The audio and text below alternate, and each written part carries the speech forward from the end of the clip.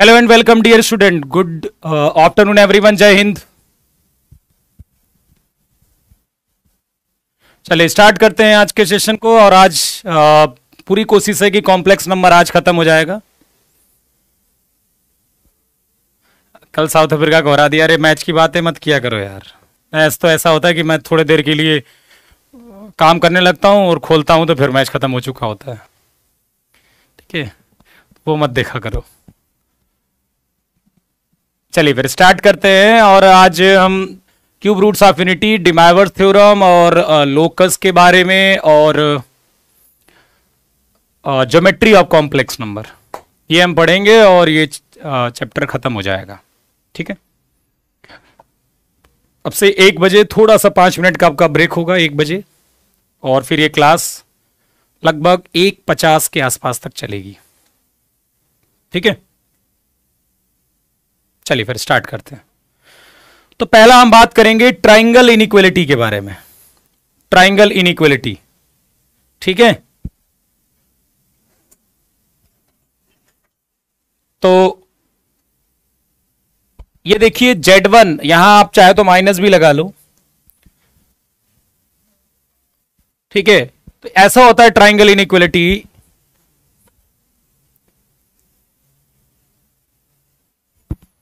कि Z1 का mod minus Z2 का जो मॉड और उसका mod less than equal to, चाहे यहां पर प्लस हो चाहे माइनस हो, इन दोनों केस में आप mod of Z1 plus mod of Z2 लिख सकते हो।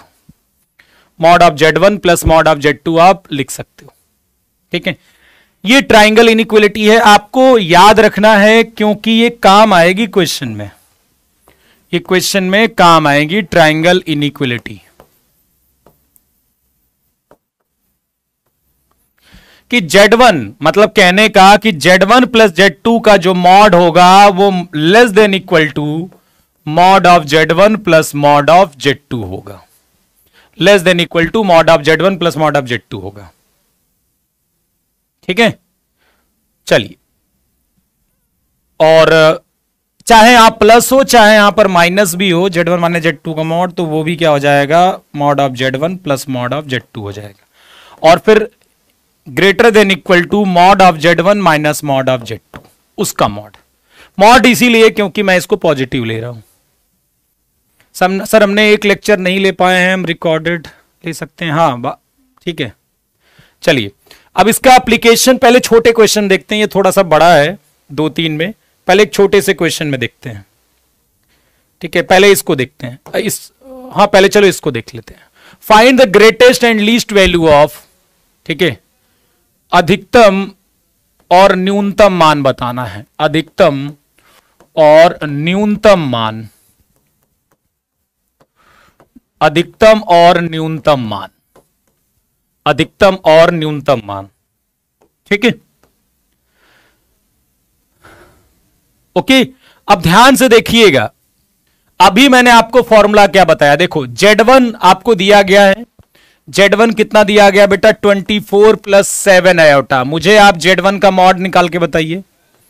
Z1 का मॉड बताइए। Z2 का मॉड तो 6 दे दिया गया है, मुझे Z1 का मॉड बताइए कितना आएगा। Z1 का मॉड फटाफट, Z1 का मॉड कितना आएगा बेटा।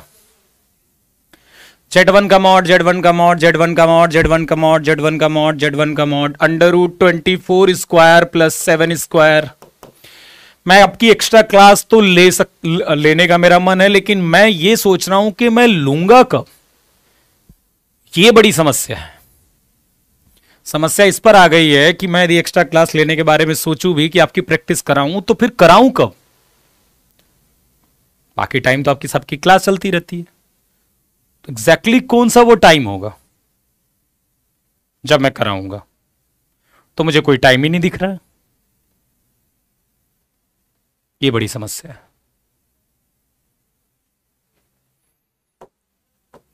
25 एक ही दिखता है, वो है संडे, सैटरडे। कल इंटरनेट इशू हो गया था जिस वजह से पूरा नहीं हो पाई क्लास ज्यादा। सैटरडे को तो मैंने वैसे ही लिया था 2 घंटे कुछ के आसपास रात में। अब 9 बजे से नहीं हो सकता बेटा ना, 9 बजे से फिर वो बड़ी हो गई कि अब घर भी तो जाना होता है।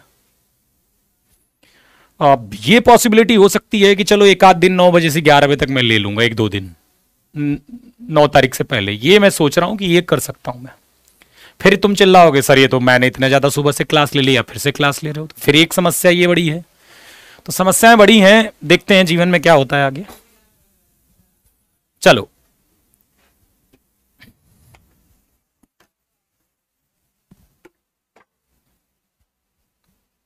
ओके, तो देखिए Z2 का मॉड 8 बजे से सोचते हैं। Z2 का मॉड 6 के बराबर है, Z1 का मॉड 25 हो गया। अभी हमने ये पढ़ा कि Z1 का मॉड माइनस Z2 का mod less than equal to Z1 plus Z2 का mod less than equal to mod of Z1 plus mod of Z2। यही तो पढ़ा हमने, यही पढ़ा हमने, ठीक है। तो आप देखिए Z1 प्लस Z2 का जो मॉड होगा वो मॉड ऑफ Z1 कितना 25 और मॉड ऑफ Z2 कितना 6, और ये कितना हो जाएगा 25 माइनस 6 का मॉड, तो ये हो जाएगा 19 Z1 प्लस Z2 का मॉड और लेस देन इक्वल टू 31। अब ये बताइए मुझे कि मिनिमम और मैक्सिमम वैल्यू कितनी हो जाएगी। Z1 प्लस Z2 का मॉड मैक्सिमम कितना आया और मिनिमम कितना आया, इस इनइक्वलिटी को देखकर बताइए। Z1 प्लस Z2 का मिनिमम कितना आया, जल्दी बताइए, फटाफट फटाफट फटाफट फटाफट फटाफट। Z1 प्लस Z2 का मॉड मैक्सिमम, क्योंकि जब तक मैं ज्यादा क्लास लूंगा नहीं ना तब तक मुझे अजीब सा लग रहा है, मतलब ये अंदर से बड़ा अजीब सा होता है, ठीक है। Z1 प्लस Z2 का मॉड, जब तक मैं आपको ज्यादा प्रैक्टिस नहीं कराऊंगा ना क्वेश्चंस की, तब तक मुझे भी लगेगा यार मैंने कुछ पढ़ाया ही नहीं है। मैं क्योंकि थ्योरी पढ़ाने के बाद मुझे लगता है कि मैंने कुछ पढ़ाया नहीं है। जब तक मैं ज्यादा क्वेश्चन नहीं कराऊं ना आपको, तो मुझे लगता है मैंने वो चैप्टर पढ़ाया है कि नहीं पढ़ाया है ढंग का। मुझे मतलब ऐसा फील होता है कि मैंने आपको चैप्टर ढंग का पढ़ाया ही नहीं है, ऐसी फीलिंग आती है। Z1 प्लस Z2 के मैक्सिमम का क्या मतलब है, मैक्सिमम मतलब 31 और मिनिमम मतलब 19। मिनिमम मतलब कितना हो जाएगा 19, ठीक है, मिनिमम कितना हो जाएगा 19। तो ये उसका उपयोग है, यूज है उसका, ठीक है। चलिए एक और इस्तेमाल करके देखते हैं। 1 प्लस जेड का मॉड प्लस 1 माइनस जेड का मॉड का न्यूनतम मान बताना है। न्यूनतम मान बताना है। इसका क्या बताना है, न्यूनतम मान बताना है, ठीक है। तो इसमें भी वही इस्तेमाल करेंगे। देखिए न्यूनतम मान का यह मतलब हो गया कि समथिंग जो होगा वो, देखिए इसका न्यूनतम मान का मतलब यह है कि 1 प्लस जेड का मॉड और 1 प्लस जेड का मॉड, मुझे बताइए मुझे ये पहला वाला बताना है कि दूसरा वाला बताना है। किससे पता चलेगा, कौन से क्वेश्चन मार्क से पता चलेगा मिनिमम वैल्यू? इस क्वेश्चन का जवाब दीजिए पहले। क्वेश्चन मार्क 1 या क्वेश्चन मार्क 2, कौन सी वैल्यू हमें निकालनी है? ठीक है, बताइए। 1 प्लस जेड का मॉड 1 माइनस जेड। कल कॉम्प्लेक्स नंबर, वैसे कॉम्प्लेक्स नंबर के कुछ क्वेश्चंस थ्योरी के साथ मिले हैं, लेकिन कॉम्प्लेक्स नंबर के जो डीपीपी है वो कल मैं आपको दूंगा, ठीक है। 1 प्लस जेड का मॉड 1 माइनस जेड का मॉड, उसमें काफी क्वेश्चन है, शायद जो डीपीपी मिली एक मिली है उसमें है क्वेश्चंस, पर बाकी क्वेश्चंस अच्छे वो कल मैं दूंगा, ठीक है। 1 प्लस जेड का मॉड और 1 माइनस जेड का मॉड, पहला कि दूसरा वाला? बेटा दूसरे वाले से मैक्सिमम वैल्यू पता चलेगी, दूसरा वाला गलत बोल रहे हो, दूसरे से मैक्सिमम वैल्यू पता चलेगी। भाई इसका मतलब क्या है कि ये वैल्यू क्वेश्चन मार्क 2 से छोटी है या बराबर है, तो मैक्सिमम पता चला ना, पहले वाले से पता चलेगा, पहले वाले से पता चलेगा। यार ये तो सोच लो यार, क्या कितने कंफ्यूज हो। ये value greater than equal to something है। जैसे मैं कहूं कि मेरे पास 5 या 5 से ज्यादा रुपया है, इसका मतलब सबसे कम पैसा मेरे पास कितना है? यार कैसा दिमाग लगाते हो। मैं कहूं कि ये मैं हूं और मेरे पास 5 या 5 से ज्यादा रुपया है, तो सबसे कम पैसा मेरे पास कितना है? Minimum rupees. किसी से कोई पूछेगा कि यार उसके पास सबसे कम पैसा कितने रुपया है, तो क्या बोलोगे आप सोचिए। यदि मैं मैं बोलता हूं कि मैंने आपको स्टेटमेंट दिया कि मेरे पास देखो जो पैसा है ना वो 5 या 5 से ज्यादा रुपया है। किसी ने पूछा कि तुम्हारे पास कितने पैसे, मैंने कहा यार ध्यान नहीं है लेकिन 5 या 5 से ज्यादा ही होगा। तो आप जब जाओगे किसी के पास, आप बताओगे कि यार उसके पास जो पैसा कह रहा था ना कि सर मेरे पास 5 या 5 से ज्यादा रुपया है, तब वो बंदा ये सोचेगा कि यार इसके पास मतलब मिनिमम 5 रुपए हैं, तो चलो 5 से काम चल जाएगा। क्या कैसे दिमाग लगा रहे हो? तो ये वाला चाहिए ना, ग्रेटर देन इक्वल टू मतलब मिनिमम। अब आप सोचिए कि हमें जो इनइक्वलिटी पता है वो क्या है, Z1 प्लस Z2 का जो मॉड होगा वो less than equal to mod of Z1 plus mod of Z2 होगा। कोई दिक्कत नहीं, Z1 हम मान लेते हैं 1 प्लस Z को 1 प्लस Z और प्लस ये मान 1 माइनस Z2। अब बताइए यहां पर रख दें Z1 Z2, ये आपका Z1 है, ये आपका Z2 है, यहां पर मैंने रख दिया तो यहां पर भी रखना पड़ेगा 1 plus Z plus 1 minus Z। ठीक है, तो Z Z कट जाएगा, 2 less than equal to 1 plus Z का मॉड प्लस 1 माइनस Z का मॉड।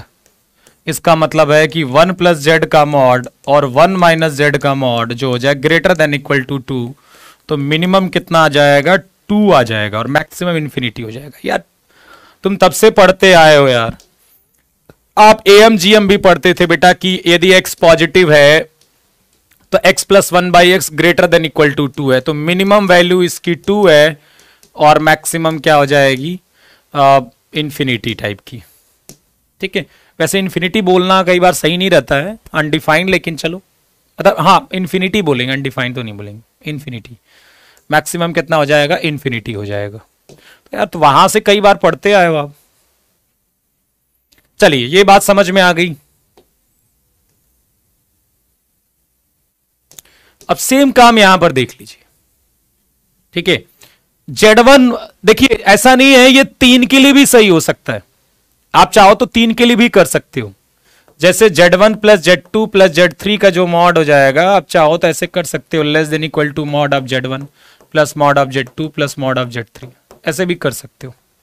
ठीक है, अब देखो आपको दिया है Z1 माइनस 1 का mod less than equal to 1, Z2 minus 2 का mod less than equal to 2, Z3 minus 3 का mod less than equal to 3। Find the greatest value, मतलब अधिकतम मान चाहिए आपको। क्या चाहिए, अधिकतम मान। क्या चाहिए, अधिकतम मान चाहिए। अधिकतम मान चाहिए तो देखो आपको अधिकतम मान चाहिए तो लेस देन इक्वल टू दिखाना है। आपको क्या दिखाना है, Z1 plus Z2 plus Z3 का जो मॉड है वो less than equal to something question mark, आपको ये दिखाना है।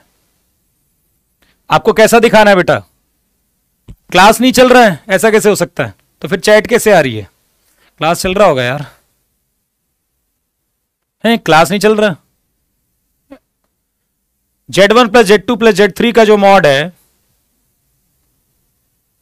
ठीक है, वो लेस देन इक्वल टू क्या हो गया, समथिंग हो गया, ये दिखाना है आपको। तो कोई बात नहीं, हम ऐसा माहौल बनाते हैं, देखो Z1 plus Z2 plus Z3 का जो मॉड होगा, अब देखो ऐसे क्रिएट करेंगे हम इसको कुछ इस फॉर्मेट में लेकर आएंगे। तो हमने मान लो Z1 माइनस 1 लिख दिया, कोई बात नहीं, लिखते चलो Z2 माइनस 2 और Z3 माइनस 3, ये सब कुछ लिख दिया, कोई दिक्कत नहीं। अब आप देखिए आपने गलत क्या किया, जो भी यहां पर इनइक्वलिटी में था सब कुछ लिख दिया। आप देखिए कि आपने एक्स्ट्रा क्या कर दिया, आपने -6 इसमें एक्स्ट्रा डाल दिया है, तो उसको मैनेज कर दीजिए +6 से, मैनेज कर दीजिए। तो आपको बस ये जो कॉम्प्लेक्स नंबर बनी है अब हो जाएंगी less than equal to Z1 minus 1 का मॉड, Z2 माइनस 2 का मॉड, Z3 माइनस 3 का मॉड +6। तो देखो इन सब की वैल्यू कितनी है, 1 + 2 + 3 +6, मतलब ये हो जाएगा कितना, लेस देन इक्वल टू 12। तो मैक्सिमम वैल्यू कितनी हो जाएगी, 12 के बराबर। मैक्सिमम कितनी है, 12 के बराबर। जल्दी बताइए। ठीक है, हमने क्या किया, बस Z1 Z2 Z3 था, जो भी यहां पर अंदर इनइक्वलिटी थी वो ला दिया। लेकिन हमें यार क्योंकि हम इसके बराबर ही इसको लिख रहे हैं, तो ये हमने जो भी लिखा है उसको मैनेज करना पड़ेगा। तो यहां -6 एक्स्ट्रा लिखा हुआ है, बाकी सब सही लिखा हुआ है। ये लिखा है Z1 plus Z2 plus Z3 -6, तो +6 ऐड कर देंगे तो वो मैनेज हो जाएगा। अब ये जो क्वांटिटी है जहां पर Z1 Z2 Z3 और Z4 है less than equal to mod of Z1 mod of Z2 mod of Z3 mod of Z4 कर दिया और सबकी वैल्यू डाल दी उठा के। कोई समस्या किसी को? आगे बढ़े, आगे बढ़े, ठीक है ना? चलिए अब हम बात कर लेते हैं ट्राइंगल इनइक्वालिटी में। ठीक है, प्रॉब्लम्स तो मैं कराऊंगा, बस इतना ही, मतलब कॉन्सेप्ट वाइज समझने के लिए इतना बहुत था। तो ट्राइंगल इनइक्वालिटी समझ में आई विद्यार्थीगण लोग? विद्यार्थीगण लोग समझ में आई?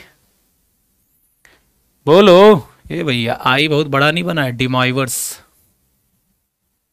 यार क्या हो गया, चैट नहीं चल रही क्या?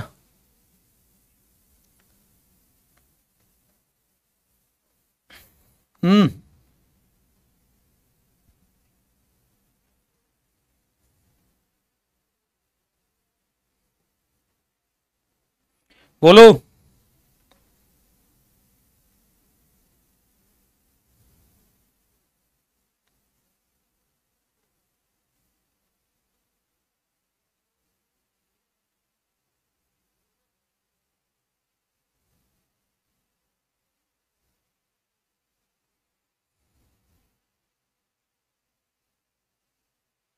चलिए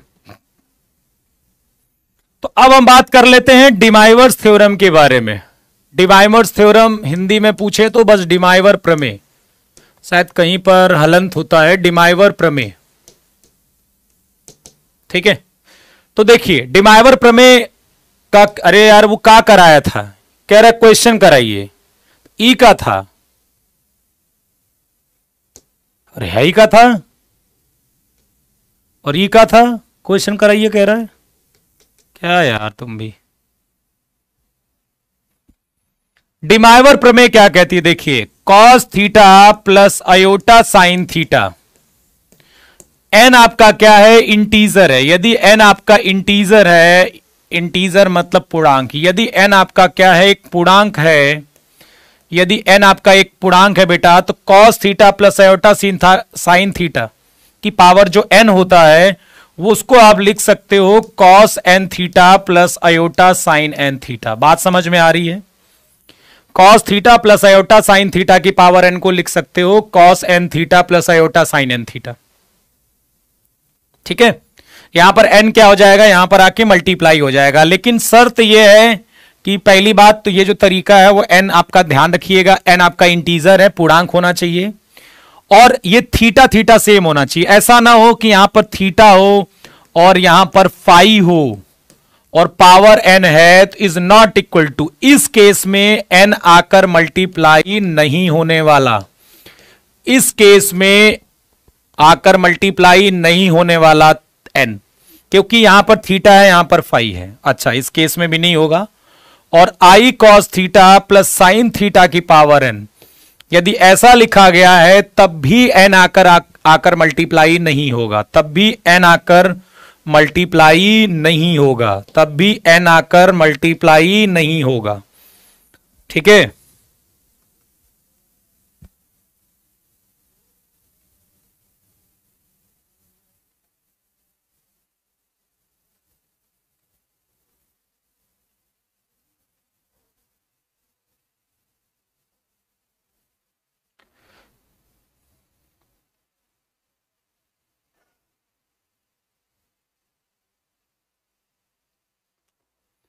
समझ रहे हो? इस केस में भी नहीं होगा। क्यों? क्योंकि शर्त इतनी है कि पहले तो थीटा थीटा सेम होना चाहिए, आयोटा किसके साथ होना चाहिए? साइन के साथ होना चाहिए, ठीक है? आयोटा किसके साथ होना चाहिए? साइन के साथ होना चाहिए, ये आपको याद रखना है, तभी ये मल्टीप्लाई होगा। अच्छा मतलब ये समझ में आया, ठीक है? तो ये समझ में आया कि अब इस केस में नहीं होगा कि आयोटा कॉस के साथ हो गया, भले थीटा थीटा सेम है लेकिन आयोटा कॉस के साथ है, तब भी आपका ये चीज नहीं होने वाली है कि एन आकर मल्टीप्लाई होगा। तो इस केस में हम कैसे क्वेश्चंस को सॉल्व करेंगे? तो इस केस में थोड़ा अलग तरीका लगाना पड़ेगा आपको। जैसे मान लीजिए आयोटा कॉस के साथ है और साइन थीटा ऐसा है, पावर एन, तो यहां पर एन आकर अभी मल्टीप्लाई नहीं होगा, लेकिन हम एक काम कर सकते हैं, इस साइन थीटा को लिख देते हैं cos pi by two minus theta. Sine theta को क्या लिख दिया, cos pi by two minus theta, और इस कॉस थीटा को लिख दिया sign pi by two minus theta. अब देखिए वो चीज हो गई, अब वो चीज हो गई, ठीक है, अब वो चीज हो गई कि अब आपका ये थीटा थीटा सेम है, थीटा थीटा सेम है, और आयोटा किसके साथ है, आयोटा किसके साथ है, आयोटा किसके साथ है, साइन के साथ है। दोनों चीजें वैलिड हो गई। थीटा थीटा सेम होगा, आयोटा किसके साथ हो गया, साइन के साथ हो गया। तो अब आकर एन आकर यहां मल्टीप्लाई हो जाएगा, cos n pi by two minus n theta plus iota sine n pi by two minus n theta. अच्छा, इस पर क्वेश्चन कैसे बन सकते हैं, ठीक है, क्वेश्चन कैसे बन सकते हैं, आपसे रियल पार्ट पूछ सकता है। जैसे मान लीजिए ये दिया था और कह देता कि आप रियल पार्ट बताइए, इसका रियल पार्ट बताइए। तो रियल पार्ट कब निकाल पाओगे आप, जब complex number a plus iota b के फॉर्मेट में हो। मान लीजिए कि मैंने कहा कि ये दे दिया कि iota cos theta plus sine theta की पावर n, इसका वास्तविक भाग बताना है, इसका रियल पार्ट बताना है। तो जब तक इस कॉम्प्लेक्स नंबर को आप a प्लस आयोटा बी के फॉर्मेट में नहीं बदलोगे, तब तक आप रियल पार्ट और इमेजिनरी पार्ट नहीं निकाल सकते। तो इसके लिए फिर आप सोचोगे यार पावर n है तो डिमाइवर्स थ्योरम की हेल्प लेते हैं, लेकिन डिमाइवर्स ने मना कर दिया तुरंत। उसने थ्योरम ने क्या कहता, भाई मुझे तो आयोटा के साथ साइन चाहिए और थीटा थीटा सेम होना चाहिए। तो आपने कहा यार सर थीटा थीटा तो सेम है पर आयोटा के साथ कॉस दिख रहा है। तो क्या किया, इस साइन थीटा को लिख दिया कॉस 90 माइनस थीटा, और इस कॉस थीटा को लिख दिया साइन 90 माइनस थीटा। अब वो चीज क्रिएट हो गई, कैसी बन गई, थीटा थीटा सेम है, आयोटा के साथ साइन है, अब एन ऊपर वाला आएगा फट से घुस जाएगा, और ये आ गया। तो ये आपका रियल पार्ट मिल गया, और साइन वाला क्या मिल गया, इमेजिनरी पार्ट मिल गया। तो मतलब इस पर ऐसे क्वेश्चंस बन सकते हैं, ठीक है। तो ये आपको समझ में आ गया किसके लिए डिमाइवर्स थ्योरम, जब एन क्या हो, एक इंटीजर हो। ये दूसरा वाला जो यहां फॉर्मूला लिखा हो गया है, cos theta plus iota sine theta 1, cos theta 2 plus iota sine theta 2, cos theta 3 plus iota sine theta 3, cos theta 4 plus iota sine theta 4, dot dot dot cos theta n plus iota sine theta n. ये तो नहीं पूछोगे कि sir ये वाला formula कैसे आया, कौन पूछना चाहता है बताना, कौन है ये जो कहना चाहता है कि सर ये चीज क्या लिखी गई है, ये क्या है सर, बताइए जल्द सही से, सर एक्सप्लेन करिए क्या लिखा है, कौन कहेगा, कौन है ये, कौन कहेगा सर ये बताइए ये कैसे आया, ये क्या है फॉर्मूले में, कौन कह रहा है, मैं जानना चाहता हूं कौन है वो प्राणी। अरे आएंगे, ज्योमेट्री आएंगे, रुक जाओ, कहना भी मत, क्योंकि ये पहले करवा चुका हूं मैं। जब मैं आइलर्स फॉर्म पढ़ा रहा था तो ये करवा चुका हूं, पोलर फॉर्म पढ़ा रहा था, तो कहना भी मत। चलिए अब हम डिमाइवर्स थ्योरम पढ़ेंगे किसके लिए, जहां पर फ्रैक्शन क्वांटिटी आ जाए। डिमाइवर्स थ्योरम किसके लिए पढ़ेंगे, जहां पर रेशनल नंबर आ जाए। तो अब हम पढ़ेंगे कि cos theta plus iota sine theta यदि n हो, जहां पर n क्या है, रेशनल है, n क्या है, रेशनल है, रेशनल है, परिमेय है। तो n यदि परिमेय होगा तो इसका मतलब है कि वो p बाई क्यू के फॉर्म में होगा, और q जीरो नहीं होगा, और pq इंटीजर होगा। क्या होगा, इंटीजर होगा। अब हम जो डिमाइवर्स थ्योरम पढ़ेंगे वहां पर n क्या है, रेशनल नंबर है, परिमेय संख्या है, और परिमेय संख्या क्या होती है, p बाई क्यू के फॉर्म में होती है, q जीरो नहीं होता है, और p और q एक इंटीजर क्वांटिटी होती है, एक पूर्णांक होते हैं। तो जब ऐसा केस बनेगा तो हम ऐसे ले लेते हैं इसको, यार इसको कैसे लिख देते हैं बेटा, cos theta plus iota sine theta की पावर p बाई क्यू। तो अब यहां पर कैसे करेंगे ये ध्यान से देखिएगा।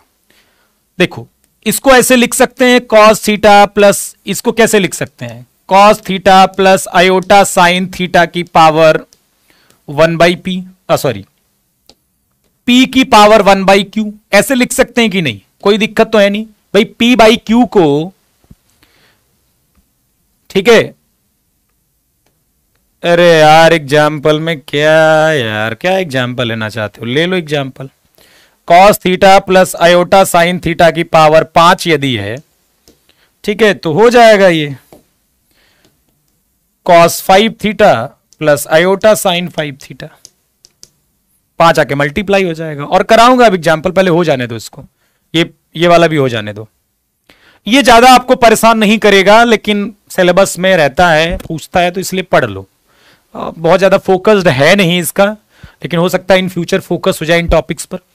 तो पावर P की पावर 1/2।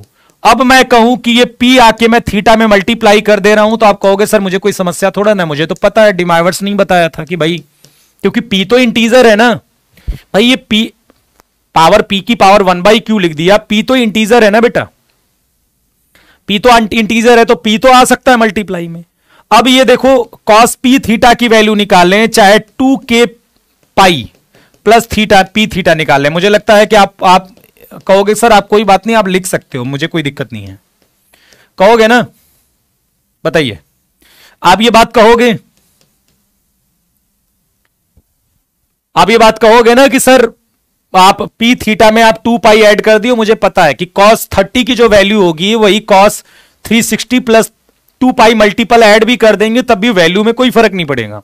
जो cos 30 की वैल्यू होती है वही cos 390 की भी होगी, ठीक है, और वही 750 की भी होगी, 720 जोड़ दें हम, तो 2 पाई का मल्टीपल हम जोड़ सकते हैं, कोई फर्क नहीं पड़ता इस बात से, ठीक। अब आप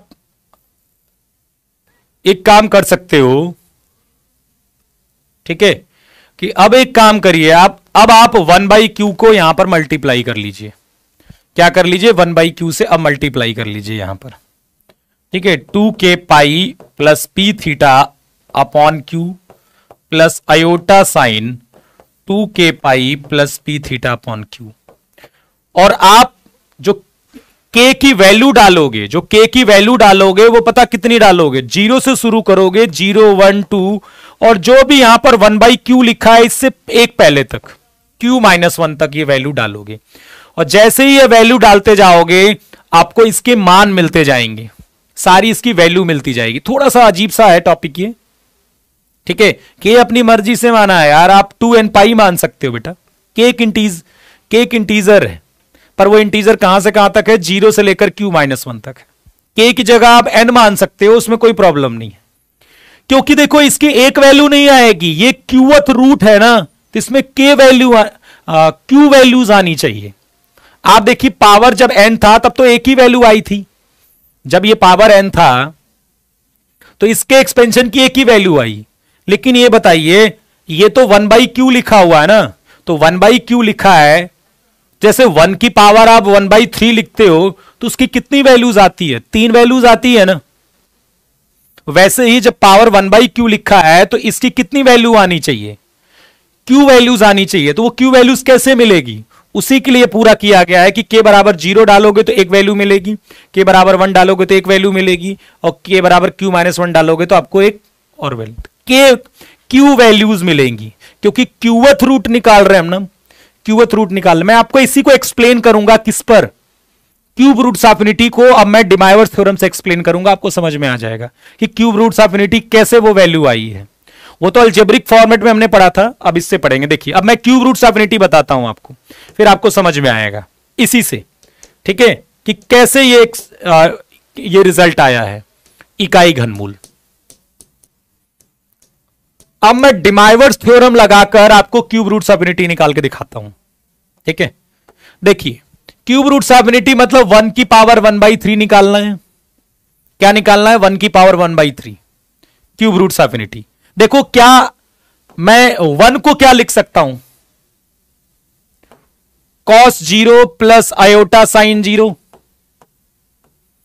cos 0 प्लस आयोटा साइन 0, क्या वो सेम फॉर्मेट बन गया पीछे वाला, cos theta plus iota sine theta की पावर p/q फॉर्मेट वाला, ये फॉर्म बन गई कि नहीं। अब देखिए इसको हम कैसे करेंगे, 0 में हमने क्या किया, 2k पाई ऐड कर दिया, जीरो में क्या कर दिया, 2k पाई ऐड कर दिया, ठीक है, या फिर 2n पाई ऐड कर सकते हो, पावर 1/3। यही किया गया था, जो भी थीटा था उसमें 2k पाई ऐड कर दिया गया था। फिर क्या किया गया है, 1/3 यहां कर मल्टीप्लाई कर दिया गया है, cos 2k pi by 3 plus iota sign 2k pi by 3।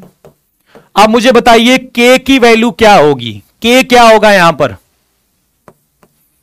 k क्या होगा बताओ, k की वैल्यू क्या क्या होगी, प्लीज जल्दी बताइए, k की वैल्यू क्या क्या होगी, k की वैल्यू क्या क्या होगी, k की वैल्यू क्या क्या होगी, k की वैल्यू क्या क्या होगी, जल्दी बताइए।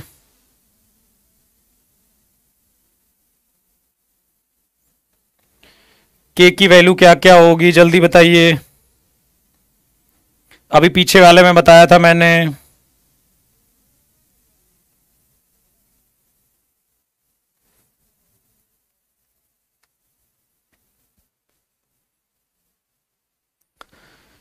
जीरो वन टू, यही तो बताया था, क्योंकि जब वहां 1/q था तो आप 0 से लेकर q-1 तक गए थे। देखो ये कह रहा है 0 1 2 3 4, तो 100 200 कर दो ना, 0 1 2 3 4 5 6 7 8 9 10 11 12 12 13। q था तो 0 से लेकर q-1 तक गया था, तो यहां 3 है तो 0 से लेकर 2 तक जाएगा ना। क्या यार, अब बताइए, आप ध्यान से देखिए, ये जो भी वैल्यू है z, k बराबर 0 बताओ कितना आ रहा है, k बराबर 0 पर कितना आ रहा है, k बराबर 0 पर ये cos 0 प्लस आयोटा साइन 0, ये कितना आ जाएगा, 1 आ जाएगा कि नहीं। एक बार k बराबर 1 डालो, k बराबर 1 डालोगे तो ये कितना आ जाएगा, cos 2 pi by 3 plus iota sign 2 pi by 3, और k बराबर 2 डाल दो आप तो ये आ जाएगा cos 4 pi by 3 plus iota sine 4 pi by 3। इसको लिख देंगे e to the power iota 2 pi by 3 और e to the power iota 4 pi by 3। अब ये मत कहना कि सर ये लिखने नहीं आता है, मैं बता चुका हूं, ठीक है। देखो cos 2 pi by 3 plus iota sign 2 pi by 3 को e की पावर आयोटा 2 पाई बाई 3 गलत तो है नहीं, 4-5 एग्जाम्पल लेकर मैंने शायद समझाया था आपको। और cos 4 pi by 3 plus iota sine 4 pi by 3 की e की पावर आयोटा 4 बाई 3। एक बार cos 2 pi by 3 plus iota sign 2 pi by 3 की वैल्यू बताना मुझे। क्या आपको लगता है कि ये value -1 plus iota root 3 by 2 आ रही है, जो कि ओमेगा है, और क्या cos 4 pi by 3 plus iota sine pi by 3 -1 minus iota root 3 by 2 मतलब ओमेगा स्क्वायर की वैल्यू आ रही है, बताइए जल्दी से।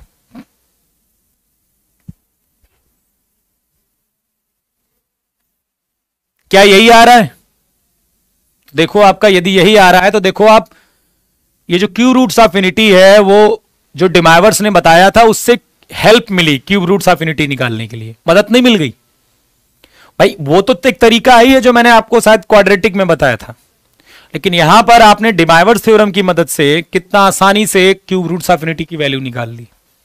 अब आप इससे आप चाहिए तो कितनी भी वैल्यूज यदि nth रूट्स ऑफ इन्फिनिटी है तो उसके में भी कर सकते हो। समझ में आ गई वैल्यू, ठीक है। नहीं आज ज्वाइन किए हो तो बेटा प्लीज आप वेट करिए नया चैप्टर शुरू होने का, कल ही परसों में नया चैप्टर शुरू हो जाएगा। कौन सा चैप्टर शुरू करें यार, बताना एक बार।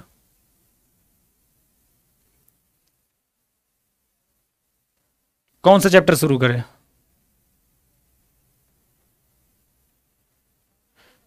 अब देखिए ये रोशन हज क्या नहीं हज जो भी है, रोशन जी बेटा यही समस्या है कि आप लोग पूरे क्लास नहीं करते हो यार। मैं कितनी बार रिक्वेस्ट करते रह गया हूं कि जब तक आप इतना समझदार बनिए कि पूरे लेक्चर अटेंड करिए। यदि पूरे लेक्चर अटेंड करते तो आप मुझसे ये नहीं पूछते कि ई टू द पावर कहां से आ गया। ये सब कुछ यार मैं बताते चलता हूं, लेकिन मैथमेटिक्स को आप पता क्या समझते हो कि यार जब मर्जी हम लगा लेंगे, जब मर्जी हम पढ़ लेंगे। ये चीज सही नहीं है, ठीक है, ये चीज सही नहीं है।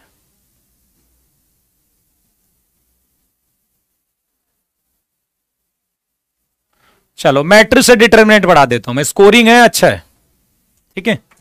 मैट्रिक्स डिटरमिनेंट शुरू कर देते हैं। के बराबर 0। अब देखिए हम बात कर लेते हैं nth रूट्स ऑफ यूनिटी के बारे में। ठीक है, किसके बारे में? nth रूट्स ऑफ यूनिटी के बारे में।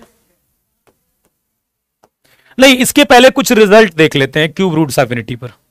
क्यूब रूट्स ऑफ यूनिटी पर कुछ रिजल्ट देख लीजिए। रिजल्ट, ठीक है, पहला ये जो 1 ओमेगा स्क्वायर, ये होता है cube root of unity, cube roots of unity. पहली बात तो ये ध्यान रखना है आपको, इकाई घनमूल। ये सारे रिजल्ट याद रहेंगे तब क्वेश्चन लगेंगे। ठीक है, क्यूब रूट्स ऑफ यूनिटी, पहला ये रिजल्ट आपको समझ में आता है। दूसरा, ये सब मैं वैसे बता चुका हूं, 1 प्लस ओमेगा स्क्वायर 0 होता है एंड ओमेगा 3 के मल्टीपल में 1 होता है। ठीक है, तीसरा ओमेगा, मतलब यहीं से जो थोड़े थोड़े छोटे छोटे रिजल्ट आते हैं वो ये आते हैं कि ओमेगा प्लस ओमेगा स्क्वायर क्या होता है? -1 के बराबर। ठीक है, 1 प्लस ओमेगा जो होगा वो माइनस ओमेगा स्क्वायर के बराबर होगा, 1 प्लस ओमेगा स्क्वायर जो होगा वो माइनस ओमेगा के बराबर होगा। ये चीज पता होनी चाहिए, वैल्यू आपको पता होनी चाहिए, ये बहुत इंपॉर्टेंट है। -1 प्लस आयोटा रूट 3/2 और ओमेगा स्क्वायर जो है वो -1 माइनस आयोटा रूट 3/2। चलिए, चौथा रिजल्ट ये समझ में आता है आपको, इनको देखकर ऐसा लगता है कि एक दूसरे के कॉन्जुगेट हैं, ये भी रिजल्ट आपको पता होना चाहिए। इनको देखकर लगता है कि एक दूसरे के कॉन्जुगेट हैं, ये क्या यार लग रहा होगा देखकर, ये एक दूसरे के कॉन्जुगेट नहीं लगते हैं आपको? ठीक है, एक दूसरे के कॉन्जुगेट नहीं लगते हैं, बताइए, एक दूसरे के कॉन्जुगेट नहीं लगते हैं ये। आप देखिए, ओमेगा का यदि हम बार निकालेंगे तो आयोटा की जगह माइनस आयोटा रखेंगे तो ये बन जाएगा -1 माइनस आयोटा रूट 3/2, ये तो ओमेगा स्क्वायर बन गया। तो ओमेगा का बार ओमेगा स्क्वायर होता है एंड ओमेगा स्क्वायर का बार, अच्छा इसका बार निकालेंगे तो माइनस आयोटा की जगह प्लस आयोटा रखेंगे तो ये वाला बन जाएगा। तो और ओमेगा स्क्वायर का बार जो होता है ओमेगा होता है, ये चीज याद रखनी है। ठीक है, एक दूसरे के कॉन्जुगेट हैं, याद रखना। ये खाली मैं पागलों की तरह नहीं पढ़ा रहा हूं, ये सब इस्तेमाल होता है। अब देखिएगा, जब जितना मैं बोलता हूं उतना यदि आपने पढ़ा है तो समस्याएं आपको बहुत मिनिमम होगी क्वेश्चंस लगाने में। ठीक है, एटलीस्ट लगाने में दिक्कत भले हो पर क्वेश्चन समझाऊंगा तो दिक्कत नहीं होगी। लेकिन आधा रिजल्ट आप पढ़ के नहीं आओगे तो फिर दिक्कत है। जैसे किसी को ई की पावर ही नहीं पता क्या होता है, ये तो ये सब पता चुके हैं ना पहले ही, सारे लेक्चर अटेंड करना आपका काम है ना। चलिए,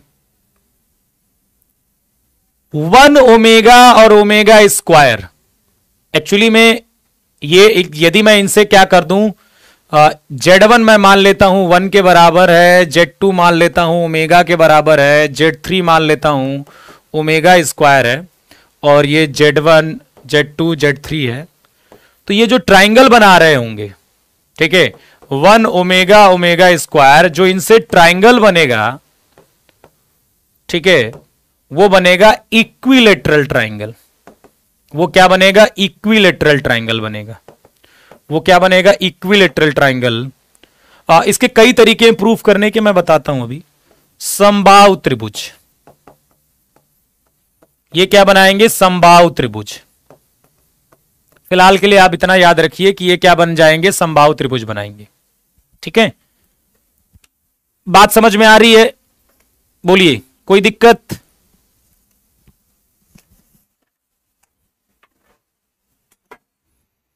फटाफट बताओ।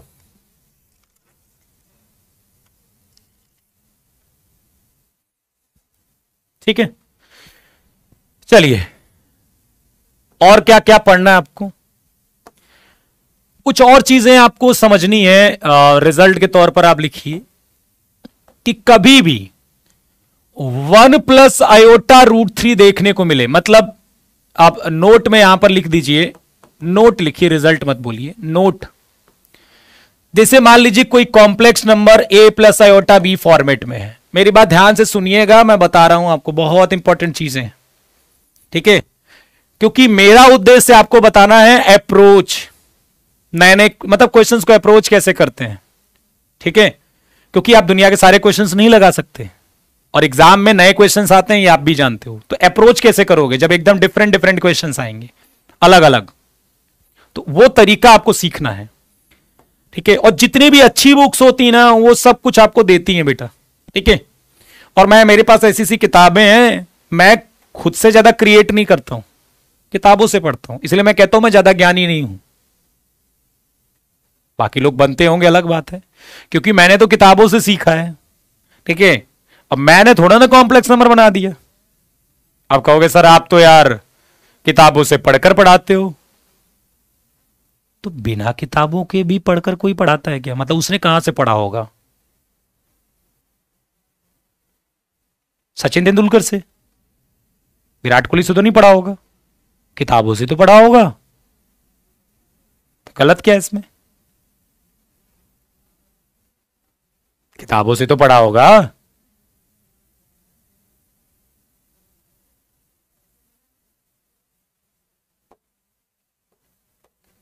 अब फिर तो यही बात हो गई।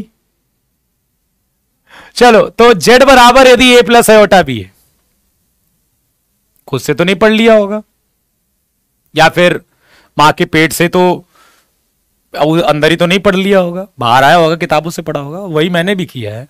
जेड बराबर क्या हो गया? ए प्लस आयोटा बी हो गया, ठीक है। याद रखिएगा कि कभी भी क्वेश्चन में यदि आप ए रेशियो बी निकालते हो और वो रेशियो 1:√3 आता है या फिर √3:1 आता है, जब भी आपके पास कोई कॉम्प्लेक्स नंबर दी होगी, ठीक है, और ए रेशियो बी यदि 1:√3 है या फिर √3:1 है, तो आपको क्या करना है? इस जेड को ओमेगा या फिर ओमेगा स्क्वायर बनाने का प्रयास करना है, बनाने की कोशिश करनी है। मतलब जब भी इक्वेशन में ये दिखेगा उसको ये कोशिश करनी है, ठीक है। देखो कोई चीज 100% नहीं होती है, लेकिन ये एक अप्रोच है जो काम आ सकती है आपके एग्जाम में। मतलब एक सोचने का तरीका है क्वेश्चन का, कि जब भी आप ए प्लस आयोटा बी और आपने क्या दिया, उनका रेशियो निकाला, क्योंकि ये ऐसा इसलिए हो रहा है कि जो ओमेगा होता है ना, ओमेगा ओमेगा स्क्वायर, आप देखिए उनमें 1:√3 1:√3 का ही रेशियो होता है।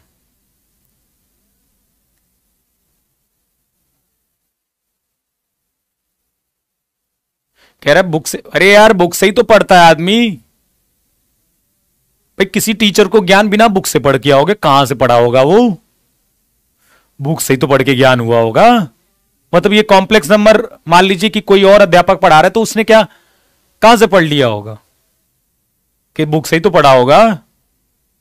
अच्छा, तुम लोगों को ना सही बात अच्छी नहीं लगती, प्रैक्टिकल बातें नहीं अच्छी लगती, हवाई फायरिंग वाले ज्यादा अच्छी लगती है कि मैंने वहां से सीख लिया, एक दिन में सीख लिया, 2 दिन, ये ऐसी बातें बहुत मजेदार लगती हैं। मतलब सच्ची बातें नहीं अच्छी लगती, जो रियलिटी है, ठीक है।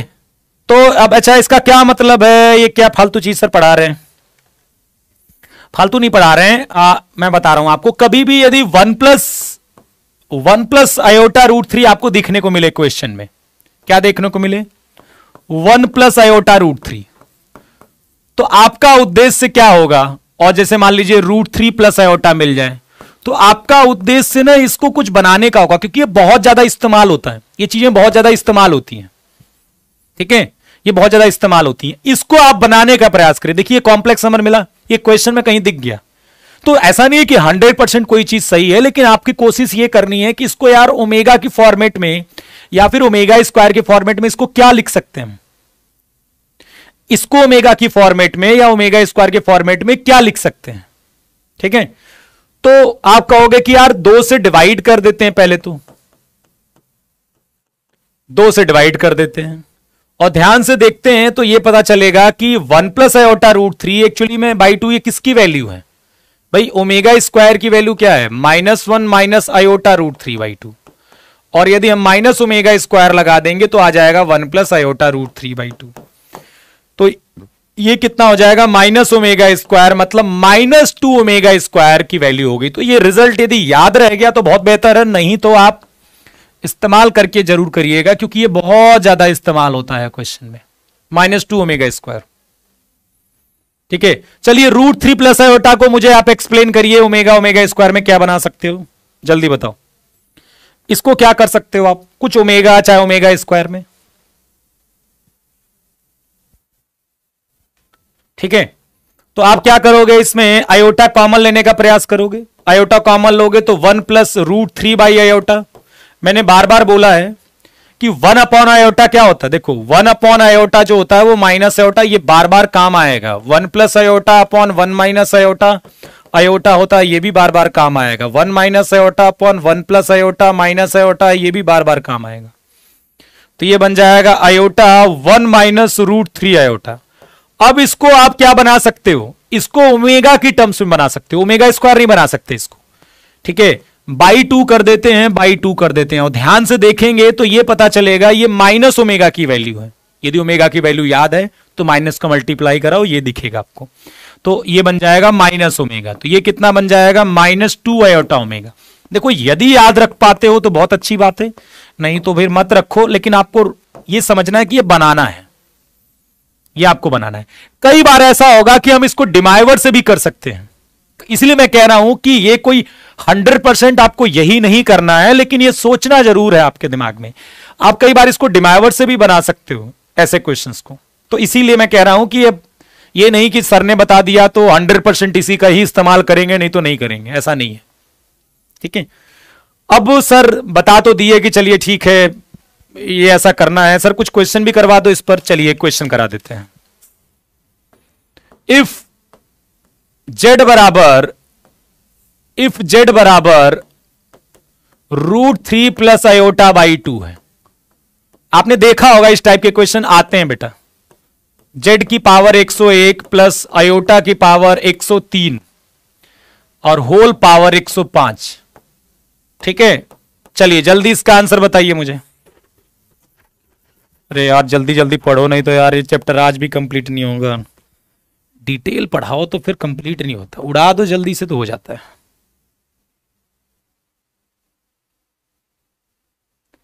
सर कल एक अध्यापक बोल रहे थे कि सीजीएल में पेपर यहां से क्रैक नहीं टॉपर बना दे गए। यार ये सब बातें नहीं करनी है, ये सब बोल देंगे, ये सब मुझे क्या मतलब है, छोड़ो सब। पढ़ाई करना है ना, ये सब बेकार की चीजें होती हैं। कौन क्या बोलता है, कौन क्या करता है, सबके अपने अपने ओपिनियन है। ठीक है, कुछ सही ओपिनियन है, कुछ गलत है। ठीक है, अब सही गलत भी तो ऐसा तो कोई पैरामीटर नहीं है जिससे ये प्रूफ हो जाए कि ये सही है गलत है, इसलिए फिर जिसको जो बोलना है वो बोलता रहेगा, कोई दिक्कत नहीं है। अब या तो वो देखिए अभी तो क्या है, वो आपको रिजल्ट याद है, मैंने कहा था अब याद है तो ठीक है, नहीं याद है तो फिर आपको सोचना है कि वो बनाना है, वो आपको बनाना पड़ेगा। ठीक है, तो ये क्या वैल्यू आई इसकी, जेड एक्चुअली में ये जेड क्या है। देखो यहां पर डिमाइवर्स नहीं बनाओगे, दिक्कत करेगा। यहां पर आपको यही सोचना है कि यार इस कॉम्प्लेक्स नंबर का जो रेशियो आ रहा है √3 आ रहा है, इसका मतलब है कि ये रेशियो √3 आ रहा है, इसका मतलब पॉसिबिलिटी है कि इसे ओमेगा ओमेगा स्क्वायर में बना सकते हैं। फिर हमारे लिए बड़ी पावर 101 निकालना बहुत कठिन काम नहीं है। यदि ओमेगा, देखो यदि मैं कहूं जेड ओमेगा ओमेगा स्क्वायर बना दूंगा तो 101 से आपको डर ही नहीं लगेगा। वही आपको सोचना है कि यार ये क्या बनेगा। तो अभी ये जो ऊपर वाली वैल्यू है ध्यान से देखिए, तो √3 -2 आयोटा ओमेगा निकाली थी, तो ये कितनी हो जाएगी, माइनस आयोटा ओमेगा आ जाएगी। ठीक है, तो ये उठाकर इसमें डाल दीजिए, माइनस आयोटा ओमेगा की पावर 101 प्लस आयोटा की पावर 103, मतलब 4 से डिवाइड करिए। आयोटा की पावर 103 मतलब आयोटा क्यू, 4 से डिवाइड करेंगे 3 रिमाइंडर, और आयोटा क्यू माइनस आयोटा होता है, 4 से डिवाइड करेंगे 3 रिमाइंडर बनेगा, तो ये बन जाएगा माइनस आयोटा की पावर 105। देखो ये बन जाएगा -1 की पावर 101 माइनस आयोटा की पावर 101, आयोटा बन जाएगा। 101 को 4 से डिवाइड करेंगे तो एक ही रिमाइंडर आएगा, और ओमेगा की पावर 101 कितना होगा, 3 से डिवाइड करो, रिमाइंडर कितना बचा, 3 से डिवाइड करो, रिमाइंडर कितना बचेगा बेटा, 2 बचेगा रिमाइंडर। ठीक है, माइनस आयोटा की पावर 105। अब देखिए माइनस यहां पर भी है, माइनस यहां पर भी, माइनस कॉमन हो जाएगा क्योंकि 105 है इसलिए माइनस बाहर आएगा और यहां बचेगा ओमेगा स्क्वायर प्लस 1 की पावर 105। अब ध्यान से देखिएगा माइनस आयो, ठीक है, माइनस, ठीक है, -1 आ गया।